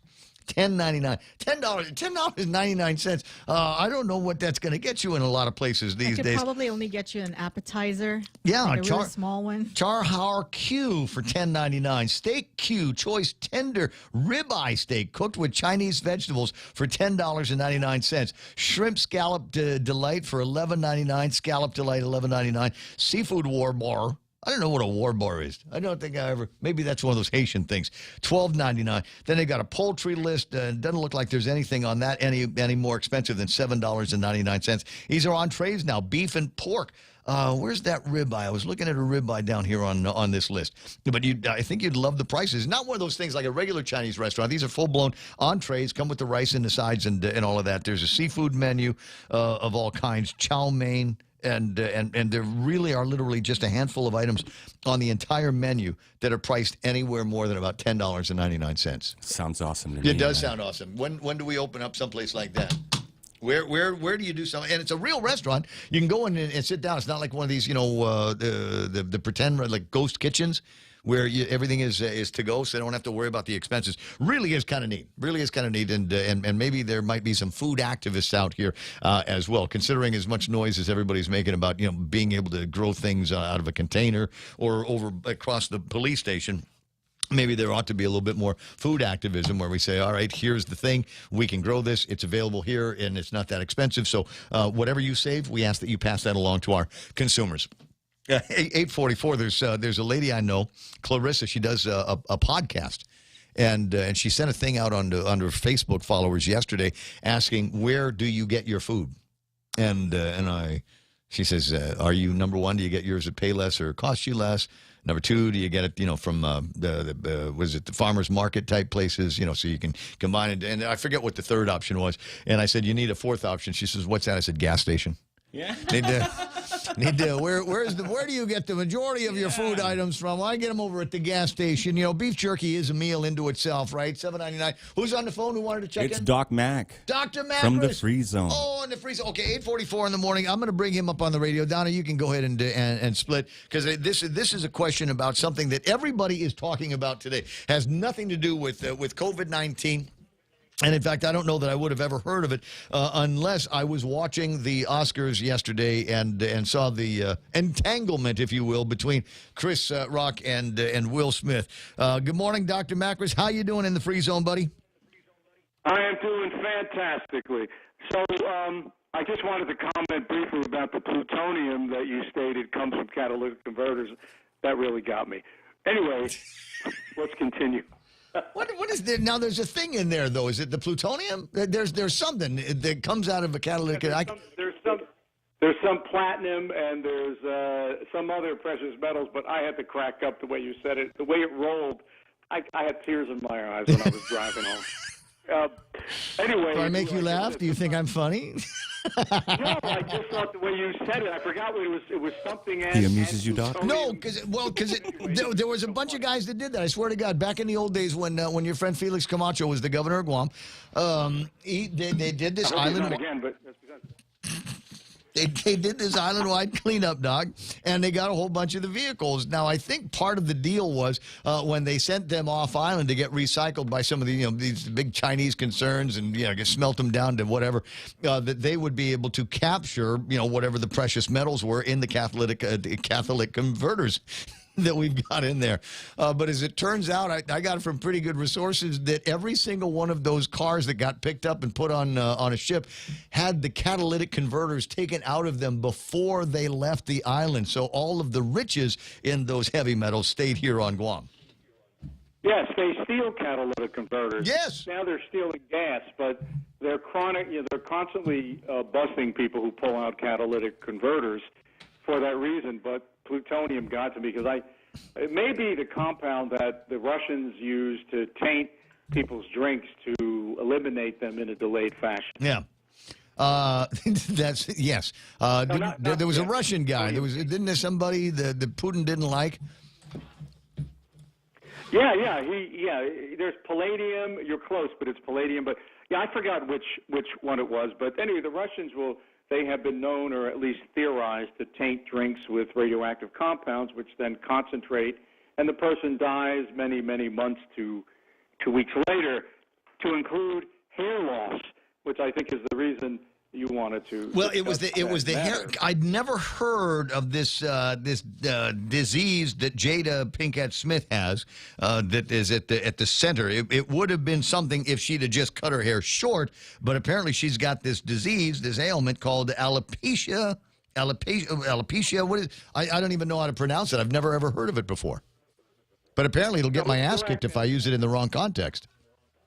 No, you're right, and just about every doctor on Guam and everywhere knows about alopecia, and there's the common one, alopecia areata, which people have little chunks of, they get these little circular bald spots that kind of pop out of their hair, which for a guy, if he's got short hair, isn't that noticeable. For a woman, she could sometimes cover it over. But, it's disturbing, but generally you recover from that over time. And then there's universalis. Now, I don't know what's going on with universalis is when all the hair is lost, and I mean from everywhere. Not like what they're doing now electively. I mean, there's hair nowhere. And I was trying to get a photograph of her, and it looked like she had eyebrow hair and a little bit of peach fuzz in recent shots. So I don't know what type of alopecia she had, and I know she's trying to make an issue of it, but it's common, and people on Guam have it. But some people have universalis. They completely lose their hair, again, everywhere. They have no eyebrows. It's not secondary to chemotherapy or some other disease. And, it's unfortunate. But most people just have the little spotty ones, which could be stress-related. And some people twirl it. Like women will have it because they tighten their hair, those cornrow, they call them, those very tight braids. Oh, you're getting my friend Marisa is listening right now. She is cornrow queen. All right, if it's done too tight for too long, they will literally almost kill the roots of their hair. It'll come out, and they'll lose hair. Usually it comes back, but not as good as it was before. So the chronic, it's known as traction alopecia. So the chronic, tension on the hair caused by these grandiose, large, heavy hairstyles could eventually lead to hair loss. Oh, wow. That's what we're talking about. Now, getting back to the actual disease that we're talking about, how do you get it? I mean, what brings it on? What causes the onset? Again, the areata, the form that has the small ones, there's a number of reasons for it, including traction and other, there may be some local reactions to hair, to hair care. But I don't believe, there probably is some genetic predisposition towards it. That's where you get the little spotty circular losses. But once again, in 3 or 4 months, they begin to come back. The universalis, on the other hand, in general, they don't know why it's happened. But I don't think Jada Smith has that because in multiple photos I saw, she had either a patine of hair on her head where she had eyebrows. Yeah. Obviously, the rest of her body we can't see. But I think that it was, I don't even know if that was a fake hit or not, because I did see that rerun. And there's a lot of people that are speculating on that for a variety of reasons. Ratings bump, maybe an opportunity for just notoriety on both of their parts here. But I don't know, because Chris Rock still took a slap in the face from another guy, and it occurs to me that now that's permanent. It's on the internet. It's never going to go. It's like the wardrobe malfunction with Janet Jackson. You'll never be able to say that it never happened because everybody saw it. Now, why it happened, that could be a thing. But I don't know that that's something that I'd like a stigma over my head about. I wouldn't want people to remember, hey, you remember that time Chris Rock at the Oscars? I know. He's dark-skinned. I was looking for evidence of swelling or a little discoloration. I know what you were looking for, the Fresh Prince. Excellent. Thank you. I appreciate you setting that up for me. Oh, I don't know how long you've been planning on that. If that was instantaneous, you're a genius. I am a genius, but I remember well. I think that was one of the first pieces of joke material that came on the Twitter within seconds of it actually happening. And I recognize that I might be the only guy on Guam that spends a lot of time on Twitter. So yeah, it's one of those things I just kind of remembered. I knew that there would be an opportunity to lay it out, but now I'm ruining it by talking about it. 8:52 in the morning. All right, so now the treatments for this kind of thing. Because there might be somebody listening going, I think I got that. Thanks for telling me that it's a naturally occurring thing. It's not like you picked up a virus somewhere or that you got your head into somebody's fungus and this is the price that you pay for it. So ringworm and things like that could cause it. I mean, but in most circumstances, it's a rather innocuous condition. And then your doctor will look at it. He may take a little sample and look for fungal elements, as you said, and clear the fungus, or he might give you steroids. There's several ways to deal with it. But again, it's somewhat disfiguring, but it tends, most cases, and I can't tell you the percentage. I'm here with a Guam guy, and we're having a few. And I can't tell you with precision how much comes back, but I've never seen anybody not recover from it. I'm sure there's other doctors on Guam who have seen patients with severe conditions. But again, you avoid it by you watch out for these radical hair treatments, and you avoid traction. Like even those guys that put those head buns, those buns on their heads, the man buns or whatever, if they make it too tight, they can eventually lose hair. And then, of course, the most common loss of hair is male pattern baldness, which, Okay, I'm not laughing anymore. Right. Well, anyway, you'll get that. That's a common one. And women will actually get that type of hair loss postmenopausally. And looking at her hair, when she had it cropped short, I saw a rather normal distribution of hair. So I suspect she decided she had these little spotty hair losses, which is the minor version, and decided that since, actors are aesthetic people, she decided to take it all off to make it look better until she actually grows out those little spots. Then, mind you, she's in probably very stressful circumstances and may twirl her hair in different places, when it's people do that who are nervous, neurotic, they'll kind of twirl their hair. I got one of our listeners saying Will Smith is a saint. There aren't many men that would defend somebody else's girl. So maybe that's some of the pressure that he was under. All right, so the bottom line here, guys, is she's got an ailment that affects the way hair grows on her head. This is not cancer. This is not breast cancer. This is cancer unless for some reason she's got some, they're not disclosing treatments for other things. She looks like she's got a lot of body mass. She doesn't have temporal wasting. Her face is not thin. And the prior pictures I saw of her, and I decided, and when I got the call to look, she had short hair. She had a patina of hair all over her head. Yes.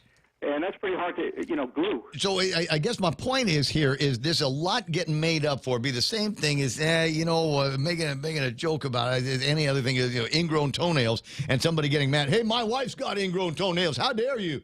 I mean, this is one of those things, you change up your shampoo and maybe that'll get rid of it, right? It could be. It's probably what we call areata, and it takes months to recover, and she's probably got little spots on her head. But the point is she's not going to die from it. It's not like you get special parking. You're not going to get special parking or placard. Yeah, it's like guys will shave their head or cut it short when they're losing their hair because they don't just want to, they don't want to get, a hair club for men. It's Hollywood. It's Hollywood, bro. All Hollywood. 8:56 in the morning, and I got somebody that is wondering out loud on Facebook Live here this morning. I'll bet he's in Costa Rica, on beachside with some local models, some barbecue, mai tais, cannabis, and quality yayo, living the dream. Well, that's coming soon. I just got to get a few bits of. I got to get my tickets reorganized. The problem with Easter is like the Philippines. If you go there during Easter, since it's a 98% Catholic country, everything slows down, as you may or may not know. Right. It's 8:56 in the morning. I may know. I've been there around late October, early November, and there's you can't get a cab in Manila that time of the year because everybody goes to the province for the All Souls Day. 8:57 and James. Doc, always a pleasure talking with you, and I get a laugh too from that as well. Have you been paying attention to local politics around here at all? Well, a bit, and when I tuned in, somebody was saying who's going to win, and do you think they're going to defeat the incumbents? And I couldn't quite decide who you were referring to. Otherwise, if it was Felix and anyway. Was it another team that's... Yeah. Well, so we've got Lou and Josh, and they've already picked up their paperwork for Adelup. And then on the Republican side, Felix Camacho, as I said, your friend, and Tony Ada are representing the Republicans. We're waiting for a couple of shoe drops in the Mike Nicholas campaign. One of them has been answered who his running mate is going to be, and many people believe, and it has been said to me like it is a Bible fact that it is going to be Amanda Shelton. And so there's varying degrees of buy-in on that. Okay. So the question is... Now I heard it. Now I know what you were referring to. I want to go back and look at the news or scroll back on your tape. Well, anyway, wonderful. It is. It's a beautiful thing. Wonderful. I do follow local politics, and I do listen. Once in a while, I send the ear out, but I usually catch part of your show or all of your show. And by the way... there was a comment made by Jerry about people listen to their local station to hear local news. I don't know to hear local news. I hear you do a nice summary of what's important in the world.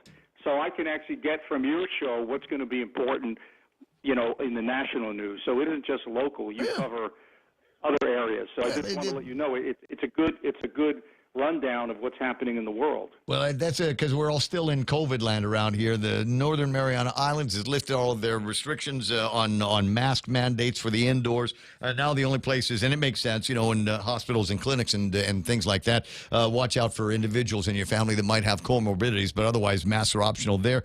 In all of the main DODEA Department of Defense facilities that we have here on Guam, that was lifted yesterday, and we're all sitting around. How is it possible that everybody is looking at the same numbers and drawing different conclusions? So we just it's Red Queen stuff. It's over now. The vaccines, you have to really think hard about whether or not you want a booster or a fourth booster. And children, I would really pray before I gave my child a COVID vaccine. Amen to that, buddy. Or force them to wear a mask. 8:59. I'll talk to you pretty soon. Dr. George Macris broadcasting with a Guam guy that remained nameless through the entire phone call. Which means I'm going to get a text message from him and think, you know what I think? What was the name of the guy, Mad Max, the one that got that ran away from the Bayview? Went to the hospital. Oh my God! I forgot about that. He was awesome. Brought me beer. It was great. I mean, I don't know where his head was at, but it's like I would have kept running, but no, he had to stop by someplace and make sure I got some daytime or IPA. It's 9. It's time for Fox News. I'm Lisa Lacera, Fox News. President Biden defends comments he made over the weekend about Russian President Vladimir Putin. President Biden says he is not walking anything back after saying Russian President Vladimir Putin cannot stay in power.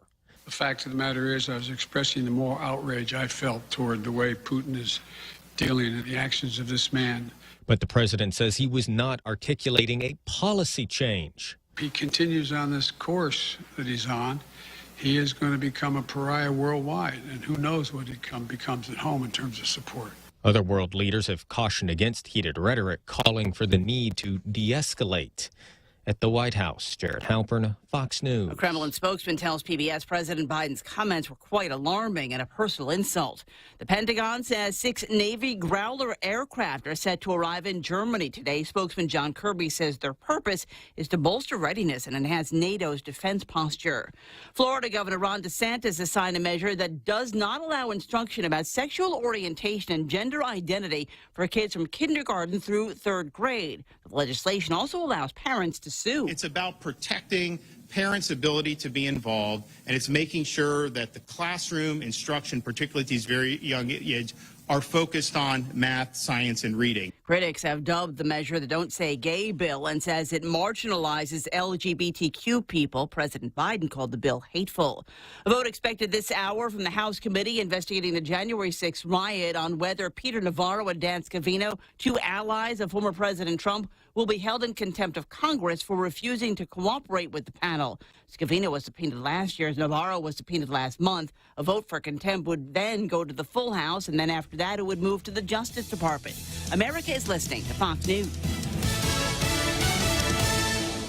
When the pandemic first started and we had no idea that it was going to affect our business till March of 2020. Orders from public health, roadblocks, restriction. It was a very hard time for me. What really has saved my business is the SBA and the PPP program. I felt keeping the employees was so important because I had faith that my government would help me later, the federal government. We applied and we received 2 PPP loans equaling up to $425,000. That money saved me because it's been 2 years. I think 80 or 90% of the restaurants have closed. The only reason I'm here because of my devoted clientele and the federal government.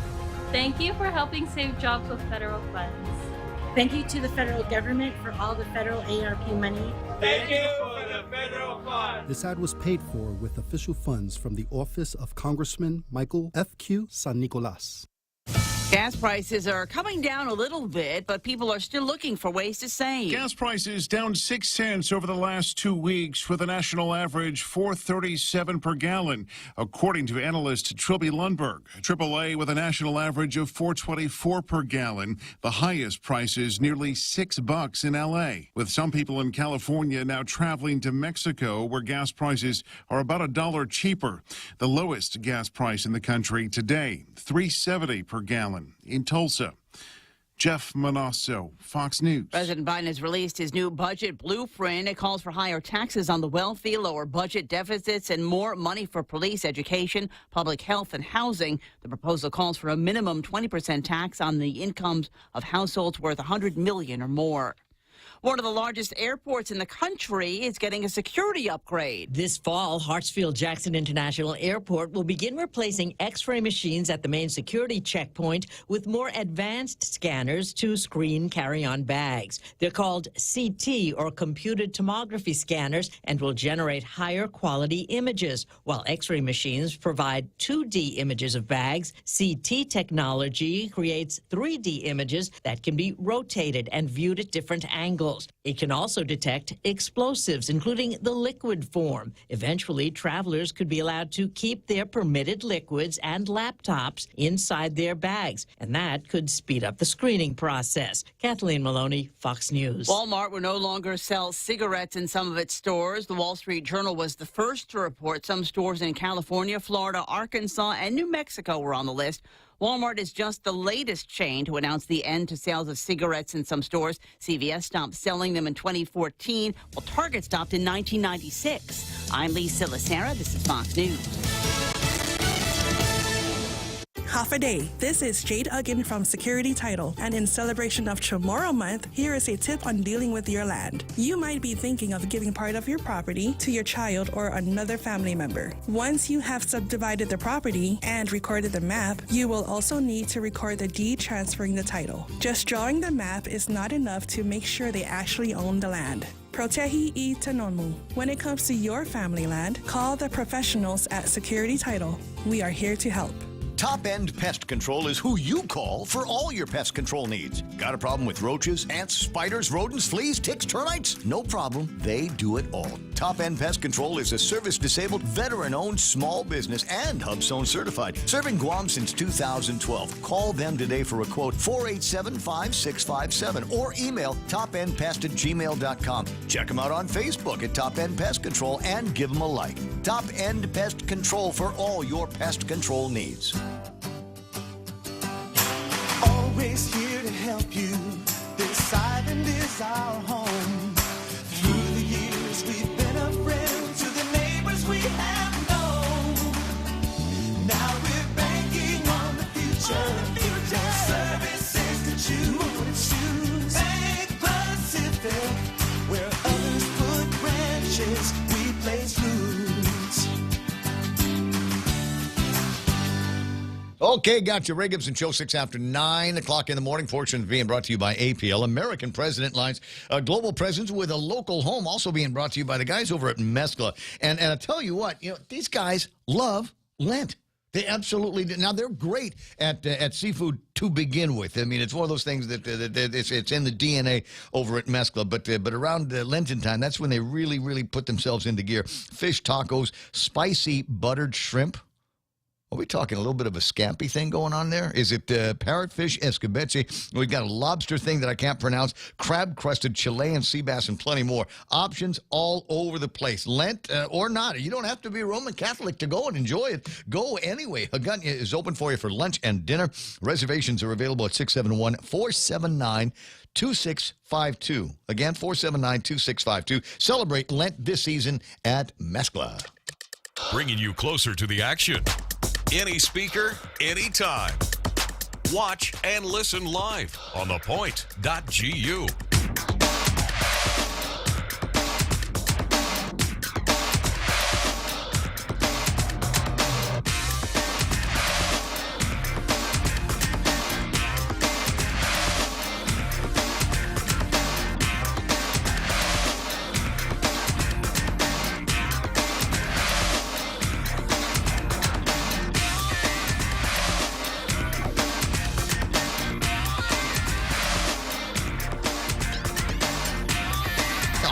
Useless. I'm tired of CDC. I am tired of them. They remember first, they didn't even recognize that Guam was a part of the United States. Look, if you got questions about COVID-19, check with your health ministry. Excuse me, we don't have a health ministry here. We got public health from B, and we got Felix Cabrera. We got the Cabrera score. That's all we got here. And we had a Cabrera score that did not ever seem to jive with the CDC numbers. And so they abandoned that. You remember back when it was 1, 2, 3, or 4, and they'd say we were upgraded to 1, and you go, wait a second, that's a downgrade, isn't it? That means it's anyway. So we had those issues there with the CDC, and now they've got another thing. Where they take a look at rolling averages and numbers in and out and sick people and number of people in the hospital and all of this other stuff. And they try to determine over, 7-10 days worth of a rolling average, whether we are severe, moderate, medium, low. I'm not entirely sure where we are. Because every time I kind of read what comes out of the governor's office versus what they're saying over at in the CNMI, what they're saying over at Navy, it just doesn't feel like they're all the same. You get that feeling when you're reading them? It doesn't sound like they're the same place. No, they're not singing "We Are the World." Not yet. Not yet. And so I bristle. And going back over the table of contents here, and I think there needs to be more louder bristling. What the heck's going on with this deal on the masks? Why are we still wearing masks? As Dr. Macra says, you just take a look at any of the numbers, any of the metrics that we're looking at. What is it? How many people in the hospital right now? Like 13, 6 and 7? Yeah, 6 and 7 individuals in the hospital. And I want to say for the first time in a long time, there's a majority of folks that are not vaccinated that are in the hospital. 6 of them, I think, are vaccinated. I didn't bother looking at at whether anybody was in the ICU or on ventilators or any of those kinds of things. I just know that the numbers are moving down rapidly. We've got test issues that people are talking about. I got a note from Jose, and I don't know where Jose got the note from, but it was kind of annoying when I was looking at it because I'm going, why are we doing this now? It's, I feel like it's in the twilight. I feel like, COVID-19 is going to be just a dim, bad memory for the island of Guam here. But this, and I'm looking at the date, March 27, 2022, last week, career tech students received a hard copy of the COVID testing consent form. A copy of the form is attached. I'm presuming that this is being sent to parents. The Guam Department of Public Health and Social Services requires all schools to implement a COVID testing program. The test will be conducted weekly. A percentage of students and faculty staff will be selected randomly each week for the testing. Only those students with signed consent forms from their families will be tested. So please sign and return the form to the school as soon as possible. Let me know if you've got any concerns about all of that. So the question that I've got is, it seems to me that they were talking about doing this earlier. Is it one of these things where it's just now getting to career tech? And I'm just kind of, I don't know. At 9:11 in the morning on the Ray Gibson Show, and one of the other things that we were talking about the other day is people had heard, obviously, about the resolution that is being played around with over at the legislature. And one of the things that came out from a quick conversation that we had was that the legislature has, for all intents and purposes, lifted most of the restrictions and mandates that they've got there. I think the only one left now is the mask mandate from the governor's office. Carlo Branch on the line to catch me up on that. Good morning, Carlo. How you doing? Good morning, sir. How are you? Why do you call me sir? You're like the smartest guy. You are the brainiac on Guam. Why are you calling me sir? Because I've known you since I've been 9, and I've always called you sir. All right. Well, you don't have to anymore. We're buddies and all of that. I haven't seen you in a long time. What have you been up to? Just because I'm of drinking age doesn't mean I can call you Ray. But I will. This is true. When I first met him, among the first times I met him, it was a senior in high school, and I was down there judging something for the Seroptimus, and it occurred to me, crap, this guy is smart. He had the kind of guy, he's got brains and he's dangerous. But I don't know, just politics stuff. Can I start off with a question? Mike Nicholas and Amanda Shelton, what do you give them in terms of odds? So long as I'm executive director of the legislature, I do not comment on actual politics. On actual politics? Yes. So what are you saying? What you're saying is I need to buy you a drink before I get an answer to that.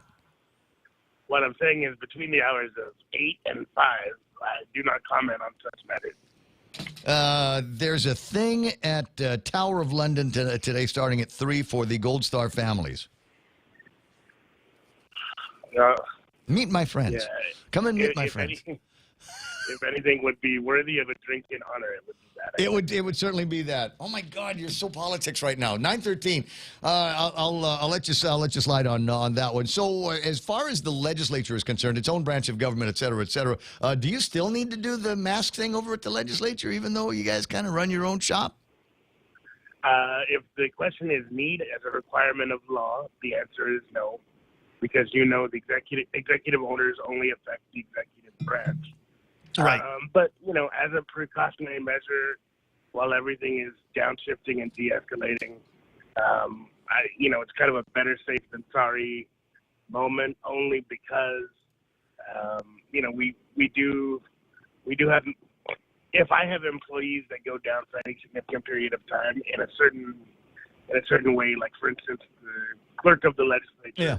Or the clerk's office, that really puts a hamper on actual operations because I don't have a second or third tier of staff that can just fit in critical moments like session.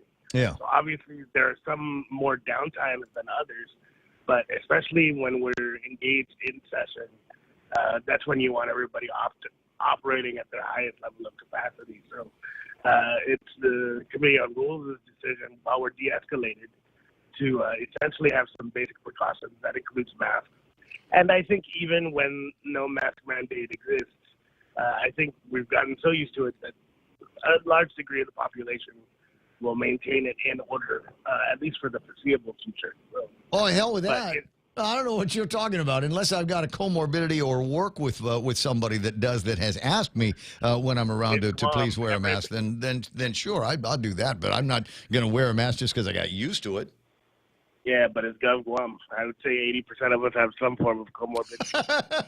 Well, therein lies an interesting conversation that maybe one of the things that we ought to consider is and they did it before. Other administrations in various places have pursued this to try to get more people, in their offices a little bit more healthy. I mean, there was a time that and golly, I was going to say it's not that long ago, but it might be about 20 years ago, where at the beginning of the workday, the guys would get together and do a couple of jumping jacks, walk around, and get themselves a little bit more physically, a little bit of cardio going before they started the day in an attempt to try to hold the insurance costs down. Cerebral palsy or not, what I can absolutely say is if somebody had told me 20 years ago, and I would have believed them, the stuff that you're unable to do or less able to do when you get closer to 40, it would have saved me. It would have saved me a great degree of effort. But what do they say? Youth is sometimes lost on the young. Yes, I don't disagree, and I discovered late just how dangerous it was to continue certain kinds of certain things that I was doing in my lifestyle, and so about 45 or so was where I marked the idea that I needed to start running, get some good cardio into my legs, probably stop smoking, or I quit smoking, but I was still hooked on tobacco for an awful long time. At any rate, so yeah, it's one of those things. You got people hale and healthy when they first join the force, and all of a sudden they're touching 40, 45 years old and don't fit the pants the same way that we used to back in the day, and takes a little bit more to get up those little stairs that we've got in front of the legislature. Anyway, that was kind of basically it. I just wanted to see what was going on over at the legislature, and as I said, unless you are not required by any rules or regulations that may be enforced by the Department of Public Health and Social Services to continue the mask mandate. Yeah, I mean, to the greatest degree possible, during the COVID or during the majority of the COVID pandemic, the legislature and the judiciary generally followed the executive branch's lead. But I think what you've seen over time is that the branches with the general public safety in mind have still tried to maximize operations while keeping safety at the forefront. So based on everything that we've seen numerically and given the de-escalation in both branches, it made sense for us to do so. And obviously we're still vigilant, but we're hoping for the best. So. All right. Now, how does that change the regular operations at the legislature? I mean, where Zoom feels like it's a permanent part of the way we're going to be doing some public hearings, right? Yeah. So to answer your question in the simplest way possible, basically full operations are restored per normal, with some silver linings caused by COVID, which is if in the committee chairs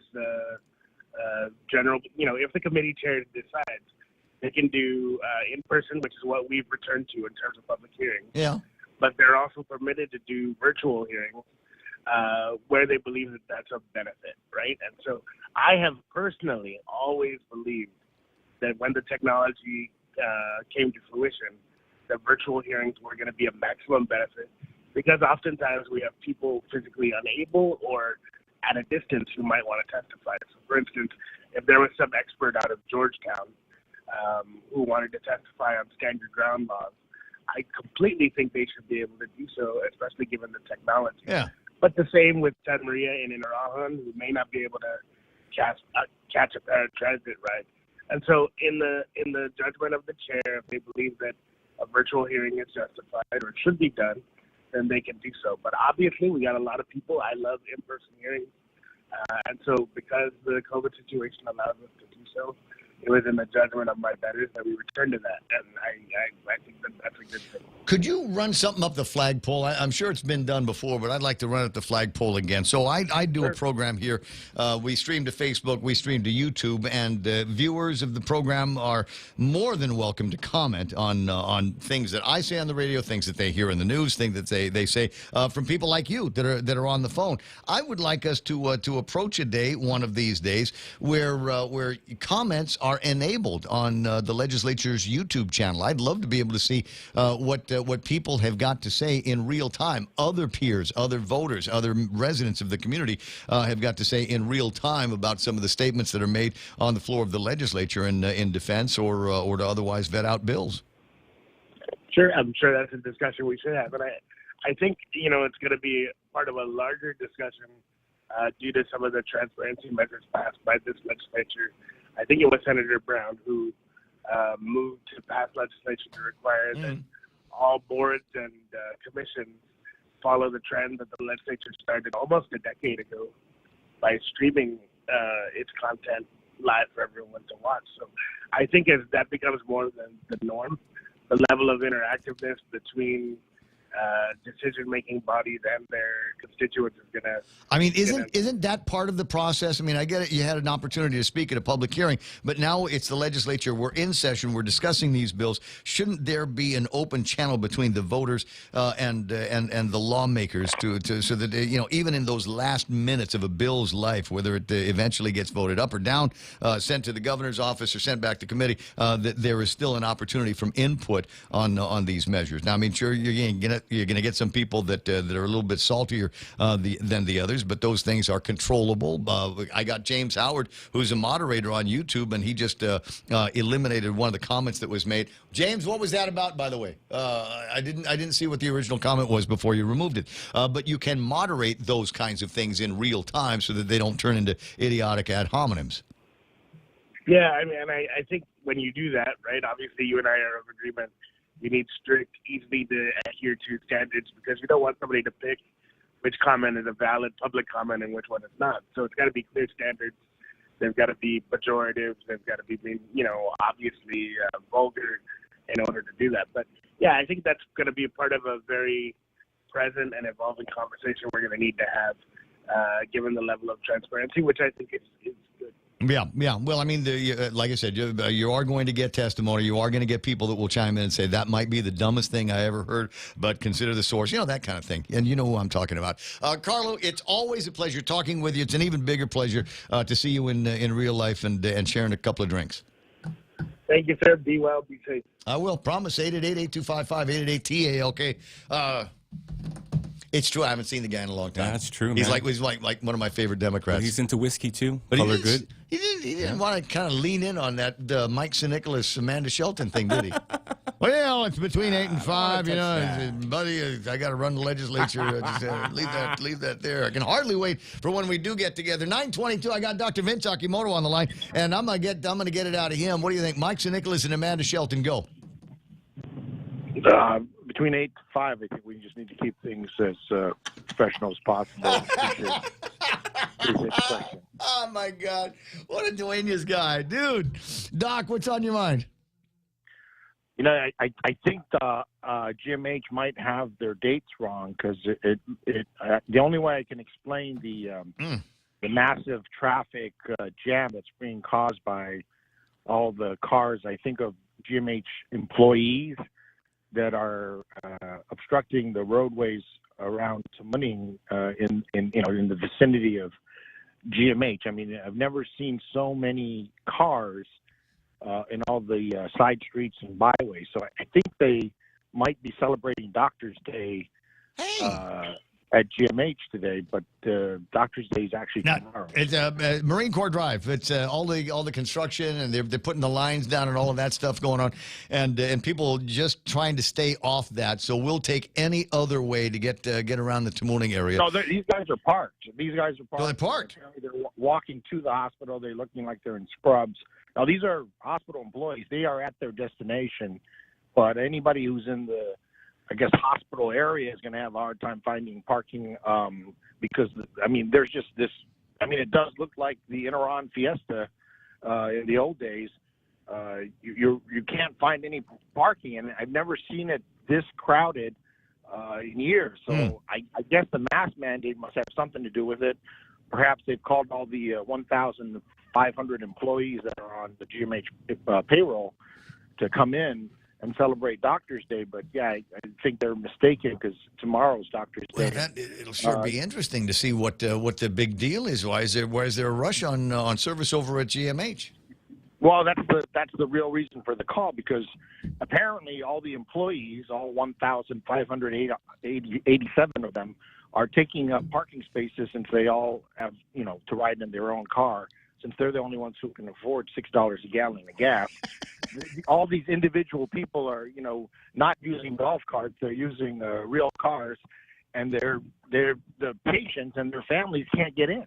I mean, the real reason for the call is we need to move them cars somewhere else, and maybe these people should ride mass transit if they're going to actually show up to work once in a while. How about we get rid of the ones that are dead wood, that aren't actually involved and directly involved with patient health or billing? Those are called non-essential employees, right? Get your terminology correct. Thank you. They were non-essential, right? So those, I don't, you'll have to ask your governor that, but they're all apparently showing up non-essential and essential workers, and they're obstructing patients and their family members from being able to get into the hospital. So maybe we can ask the police department to come and have them move their cars. At the very least, help maybe get the patients in, because that's the biggest concern. Is we have family members who have not been able to visit their folks there for. So this is a little bit of a humorous observation, but there's nothing funny about it. There are way too many employees at GMH, even on a bad day. But today apparently is Doctor's Day for them, and they're all there, and they're preventing patients and their family members from getting in. Maybe the legislature can do something about it. There's a budget hearing that I think that's the real job of the legislature, is to control the purse string and enforce policy. Perhaps they'll right-size the government and get rid of the non-essential employees that we saw so many of. I mean, 50% of GovGuam's payroll was determined to be non-essential, including GMH's. More than 50% of the employees were told, we don't need you to come in and get COVID, so stay home. Or they said work from home, but, they barely work when they come to work. So what are they going to do when they stay home?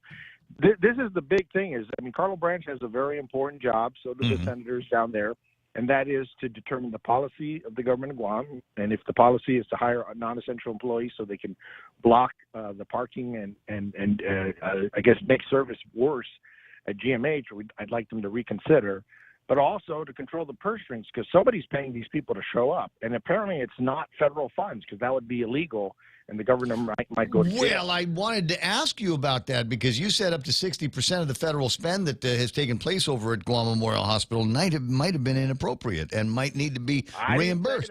That wasn't. Yeah, those were documents. Sorry, we spoke of that. We spoke of those documents and federal resources and federal sources that said that on the second look. On the other hand, I'm also hearing that because there's just so much money that's been thrown out into these ARPs and other funds, rescue plans and rescue funds, that there's just no way that they're going to be able to audit those from the federal side. And there's going to be sticky fingers. There's going to be questionable spending. But we ain't got time as the federal government to deal with that and hold anybody accountable. So we'll see.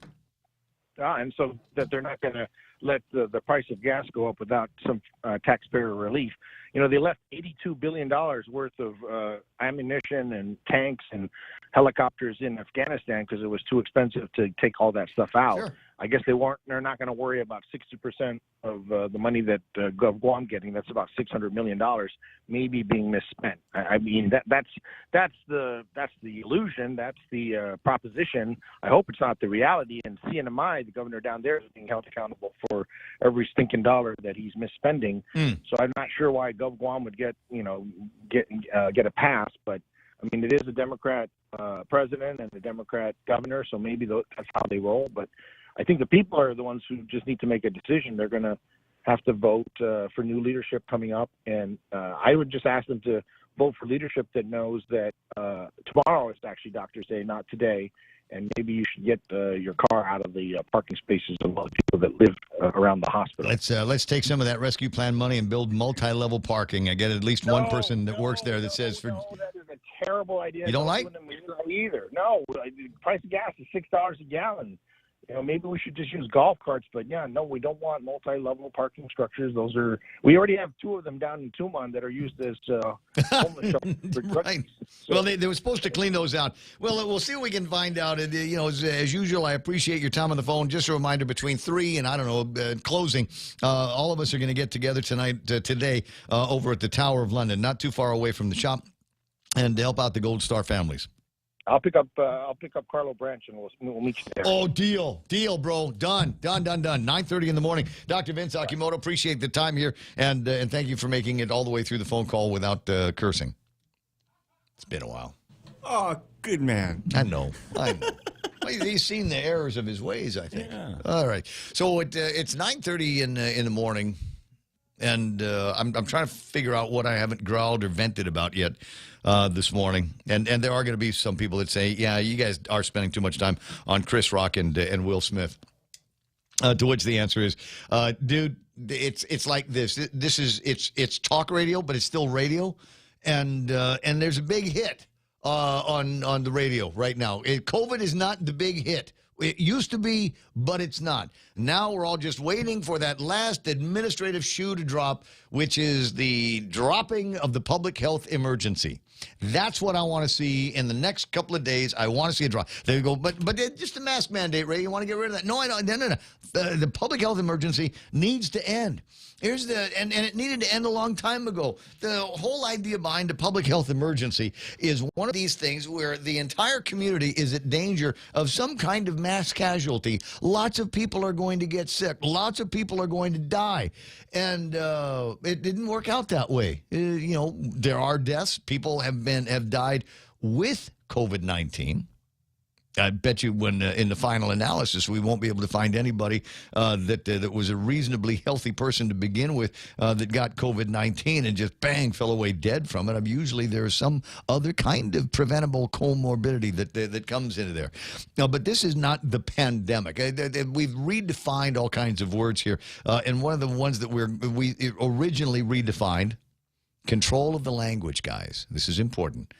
Pandemic. I think of pandemic. I think about these events from the last century, where that they make movies out of, where they've got a map of the United States, and you got a little blip over here, blood-colored blip, and a blood-colored blip over there, and a blood-colored blip, and it goes through this time sequence, and all of a sudden, in a very, very rapid numbers, all of a sudden, the entire United States has gone red, and all of those represent fatalities. Oh, God, it's people dying, and that's what we were sold. We were sold deaths in the thousands, still under 400.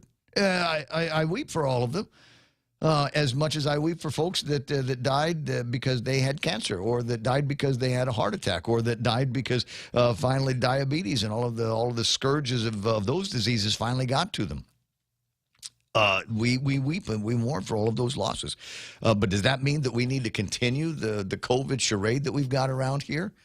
And you just know it's politics. You just know it's a political thing, and they're going to wait until there is a politically expedient reason.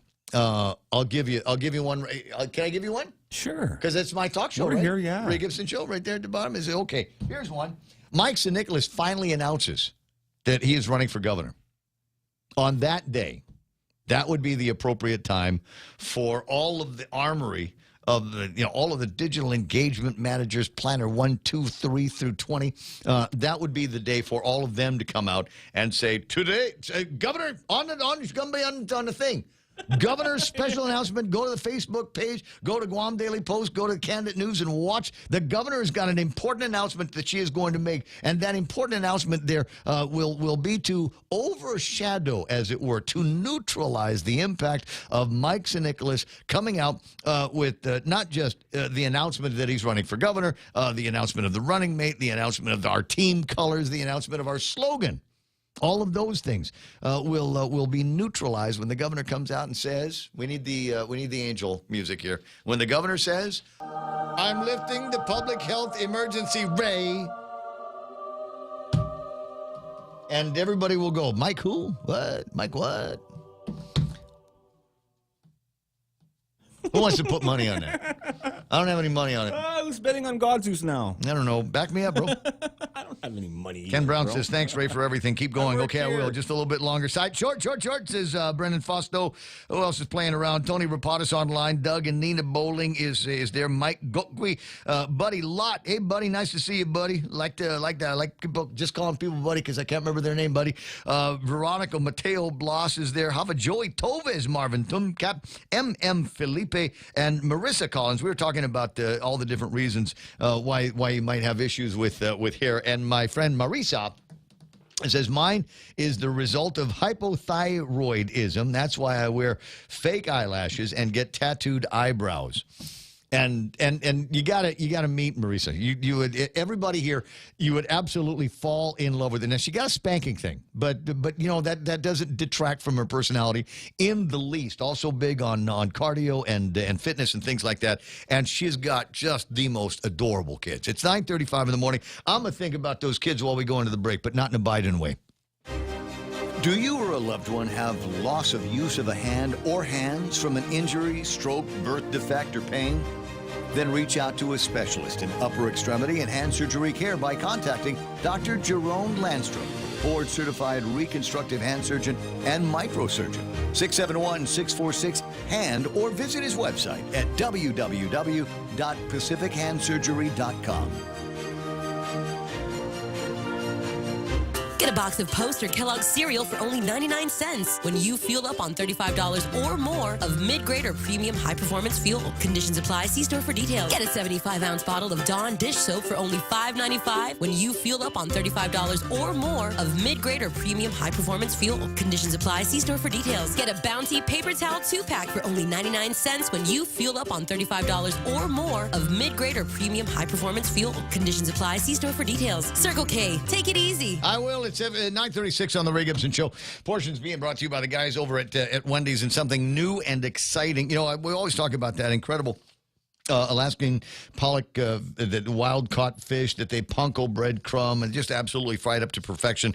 Well, they've turned it into a platter meal. So you could get it on a sandwich, but they've got a punko fish fillet platter, freshly chopped garden salad, punko crusted fish fillet platter, quick, simple quality at Wendy's. Now that's better. I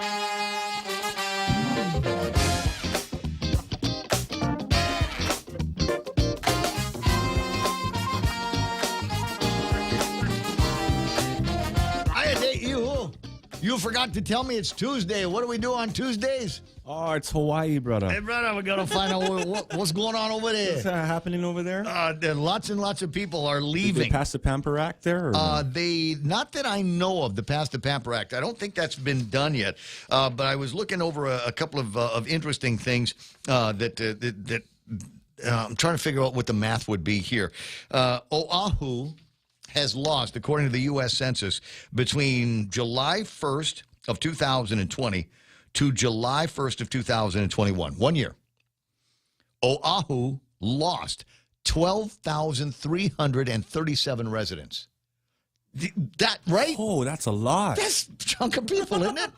Yeah, because everything is expensive. That's my whole village. Yeah, and it feels like the entire government only does one thing, and that is to figure out ways to create more corrupt people to steal more taxpayer money. They're taxing the hell out of everybody. Hospital, and never mind the tourists. They're just absolutely hammering the people that live there. 4%. I want to say on Oahu, it's 4.5% worth of their business privilege tax out there. And you think in terms of what is it that we get from the city for it's not like buses are free, all of the different things, and so they're saying Oahu has lost all these numbers. The Census Bureau estimated their population at just over 1 million, like 1,890 people.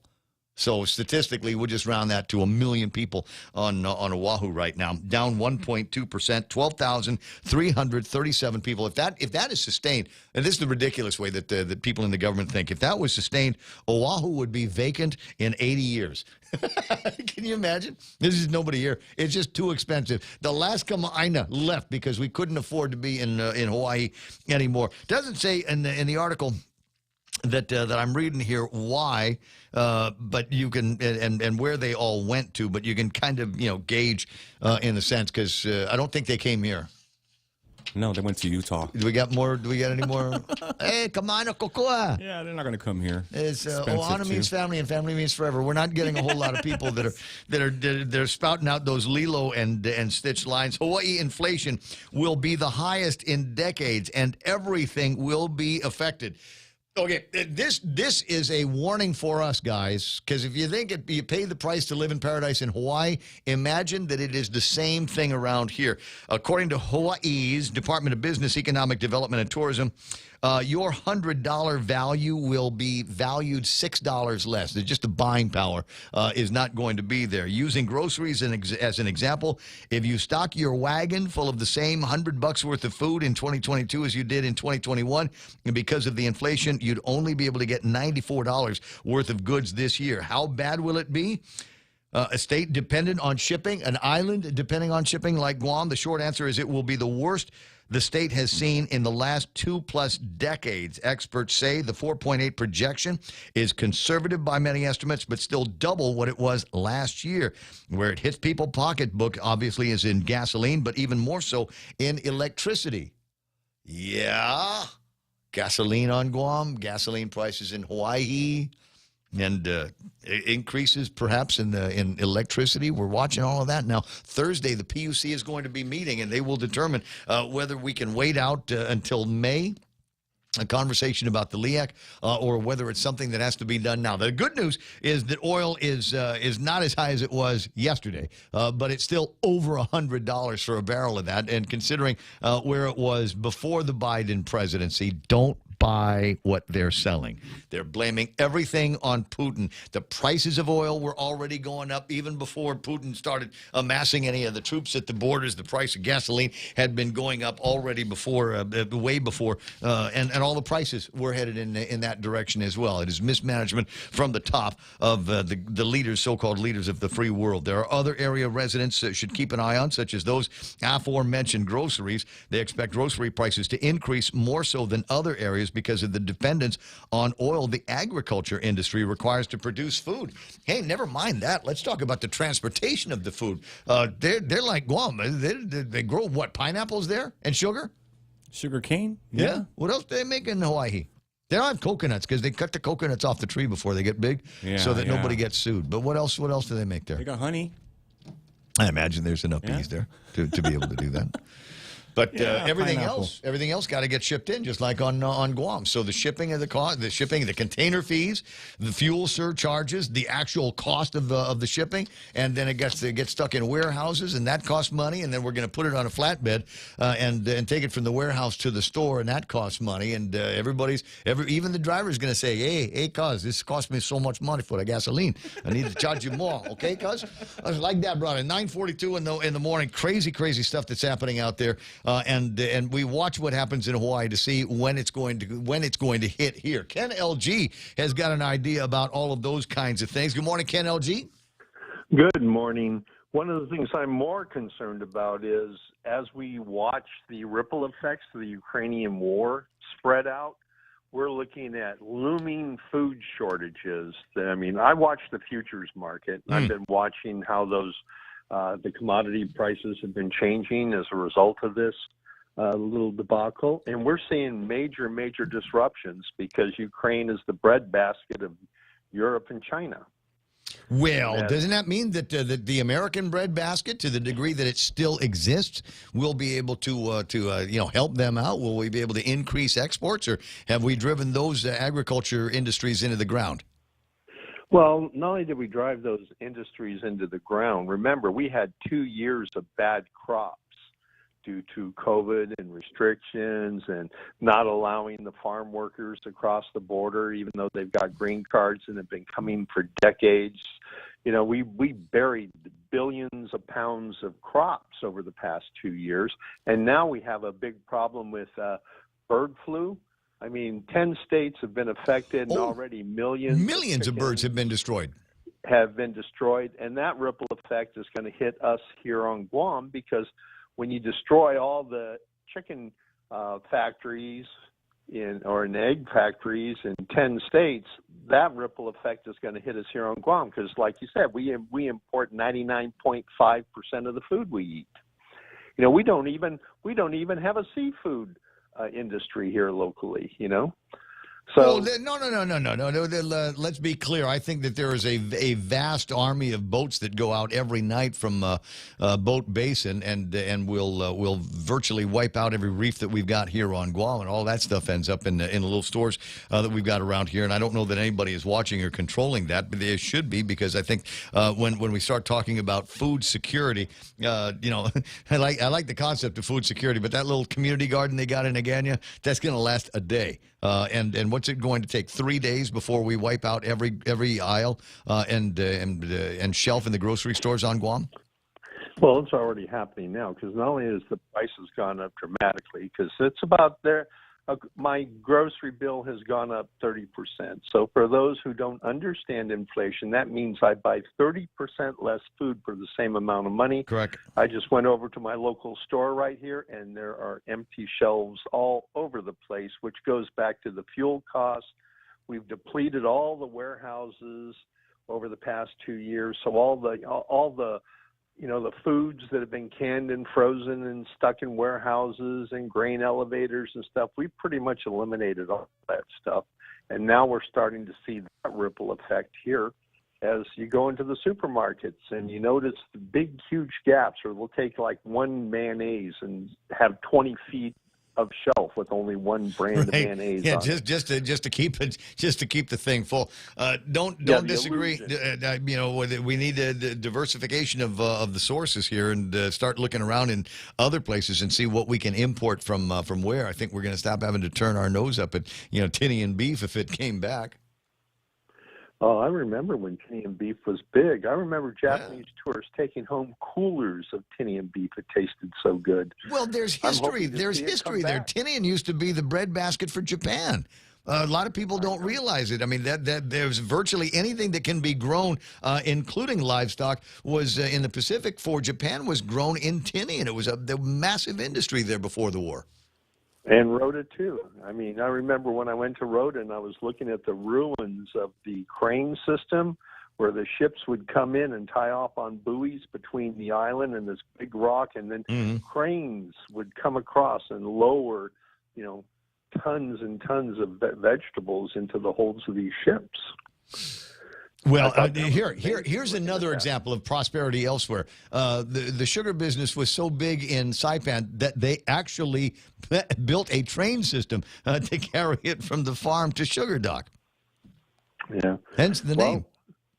Yep. Well, what we're looking at right here is we're at the tail end of the supply chain, and everywhere along the way, it's going to be, like they're going to take all the loads to Hawaii, and then as the cost of goods go up here on Guam, people buy less. The merchants are going to be ordering less, and as less tonnage starts shipping out this way, then the frequencies are going to slow down because Matson and Sea Train and all the others, they can't afford to send a half-empty ship out here, so they'll hold the ships in California until they get a full cargo for Guam. So instead of seeing a ship every week or 10 days, we could get to the point where we're seeing a ship once a month, like the old Bear days. Well, let me, if it helps at all, this is not an unprecedented time for the people of Guam. Prior to the Americanization of the island, prior to consistent shipping between here and literally anywhere, obviously, people had to fend for themselves. I remember I interviewed, it sounds odd, but I interviewed my grandaunt, one of the nuns that came out and built the Academy of Our Lady of Guam, Sister Mary Inez. And she was in San Francisco at the time before we brought her for her recompense home to stay with the nuns in Manila, in Tai. But at any rate, and I remember asking her in part of the conversation, I said, Auntie Mary, how did you guys eat back in those days? The 19, he married my great-grandmother in 1905, so figure 1915, 1920. How did you guys eat? Because, unless somebody was actually growing livestock, pigs and deer and cows, what was your primary protein staple? And she said, we ate squab. My great-grandfather had apparently built up in the back of the house a pigeon thing. And so that's what you can eat. The real Joe's making a face like you got to be kidding. That's the flying rat, Ray. It's meat. It's Okay. meat. It's All right. protein is the point that I'm making. So you can raise chickens as many as you can, but if you live in town like they did, they were Agania kids. If they lived in Agania, how are we going to feed everybody? Well, you go and grab how many kids we got? 5 kids. Get 7 squabs out of the pigeon keep, and that's what we're eating tonight. And it doesn't look terrible. That looks pretty good. No, it doesn't. I had the same conversation with my grandfather once upon a time, because when we first moved here to Guam, I'd say easily 50% of our food came off the ranch. And as young kids, we were pressed into ranch servitude by my aunt and uncle who would go down there, and we would water, slop hogs, pick fruits, pick vegetables. So easily 50% or more of the food back in the late 60s came off the ranch. And one day I was talking with my grandfather, and he was telling me that, before the war, everything came off the ranch or came off the ocean. And he went in to describe, how, if he'd kill a cow, and then he would trade parts of cow with the neighbors for different things, because they didn't have refrigeration back then. So when they butchered an animal. Yep. It was a community event. Or you needed to figure out how you were going to salvage that and make it so that it would last longer than a couple of days. 10 away from 10 o'clock in the morning in the Ray Gibson Show. A note here from Hoffa Brown. And he's absolutely right on this. And I think that we need to have a look at a taxpayer's Bill of Rights. I think that the government of Guam, there should be a limit on how much taxes they're allowed to keep and how much taxes that they're allowed to spend. And it's a concept that I want to roll in my head around for a little bit, but you might be able to help me as well, because you're that kind of a pain in the ass to the government. So this is the way. So what's the CRER said? We're about $60 million in the black for on collections for the government of Guam? At the moment we are, but you realize we're coming up on election, and between now and November, we're going to see a 20 to 30% increase in payroll. Now, not necessarily hires. We're talking payroll. They're already talking about it. I mean, the Guam Housing and Urban Renewal wants to give a 400% increase to their board. Yeah, the optics on that. Look at who's on the board. Well, the optics on it are bad to begin with, and I agree in this case with Senator Joanne Brown and others. Let's wait until things have stabilized a little bit more. Thank you very much for your service. If really you can't do it for that amount, then trust me, we can find somebody else to sit on that board for the existing rate. 952. The point is that the government of Guam, every time the prices go up for gas, every time the prices go up for groceries and diapers and all of the crap that you and I need to buy are essential items, the government of Guam is getting a raise, and for which there is no companion added value for the taxpayers of Guam. And we need to ask that question. Well, just how much money do you need? How long do you intend to hold it? And what do you intend to spend it on when you get it? And if you can't answer that question for you right now, then you rebate it. You need to do a rebate. Absolutely. The government of Guam figure out how much money, how much additional money, and there's somebody could do this, based on the breadbasket values that the Department of Labor collects on a quarterly basis. How much additional money in 2022 has the government of Guam made since 2021? Additional dollars, unbudgeted, right? Additional revenue that they've made, and when do they intend to either spend it or give it back to the people? We've overpaid.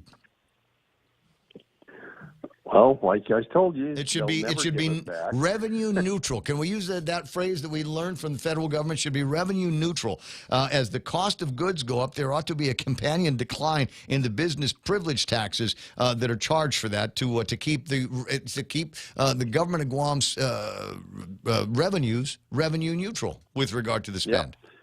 Yeah. And that's why we need to have new senators to put that into place, because every single one of them, from the governor all down, campaigned on reducing the cost of government and rolling back the business privilege tax and the fuel tax and the 1% or more tax. Not a single one of them did it, although a few tried.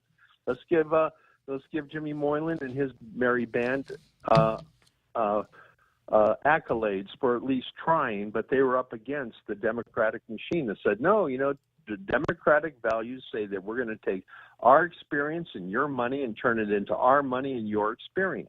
9:54. Well, I'm kind of tired of that experience. I got the squad back on the screen here. Somebody wanted to see if there were any other ideas that we could use. I don't know what else. I couldn't tell you how much meat actually might come off this thing. Sounds like a great restaurant. But you guys have seen my relatives. You know, they're kind of big kids when they were all growing up. 9:54. Ken, I got to run. All right, talk to you later. You know you will. 888-825-5888 is the telephone number. Crap, I forgot to ask him. Oh, what about? Mike Nicholas and Amanda. No, I'm sorry. Tomorrow. Remind me to ask him about this tomorrow. Because unless they announce tomorrow, in which case they'll lift the public health emergency. Because one has to neutralize the other. It's 9:55, and Real Joe put this. He sent it back to me because I guess this is one of the things that we're supposed to pay attention to. James Howard sent this, but I need to. That's not what we're going to be talking about. It's the Father Duenas golf team has got a pizza for a purpose over at Pyology tomorrow from 11 a.m. until 8 p.m. All the orders, obviously, over at Pyology are going to go and help out the Father Duenas golf team and bring us a whole another round of guys that will be the next. Right. The next senators and next version of the Duenas Mafia. It's 9:55. Don't move. I'll be right back. Did I catch you by surprise? Yeah, you did. So you thought well played, sir. Well played. It was Ken? I thought we were going down, man. No, I mean I got something. I got 4 minutes left to kill. Well, no, totally groovy. Can I publicly apologize like Will did? Like Will? Yeah, I sent you his public apology on the WhatsApp there. Oh, really? He just posted it. Can you read it like to me? 20 seconds ago. Oh, wait. Wait. I gotta. Okay, I'm assuming this is one of a couple of different. Are they the same?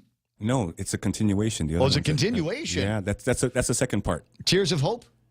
Probably, yeah. Okay, that's number 2. So let me hold on. I gotta do this so you don't see everybody's phone number on the screen. Stand by. Okay, this one here.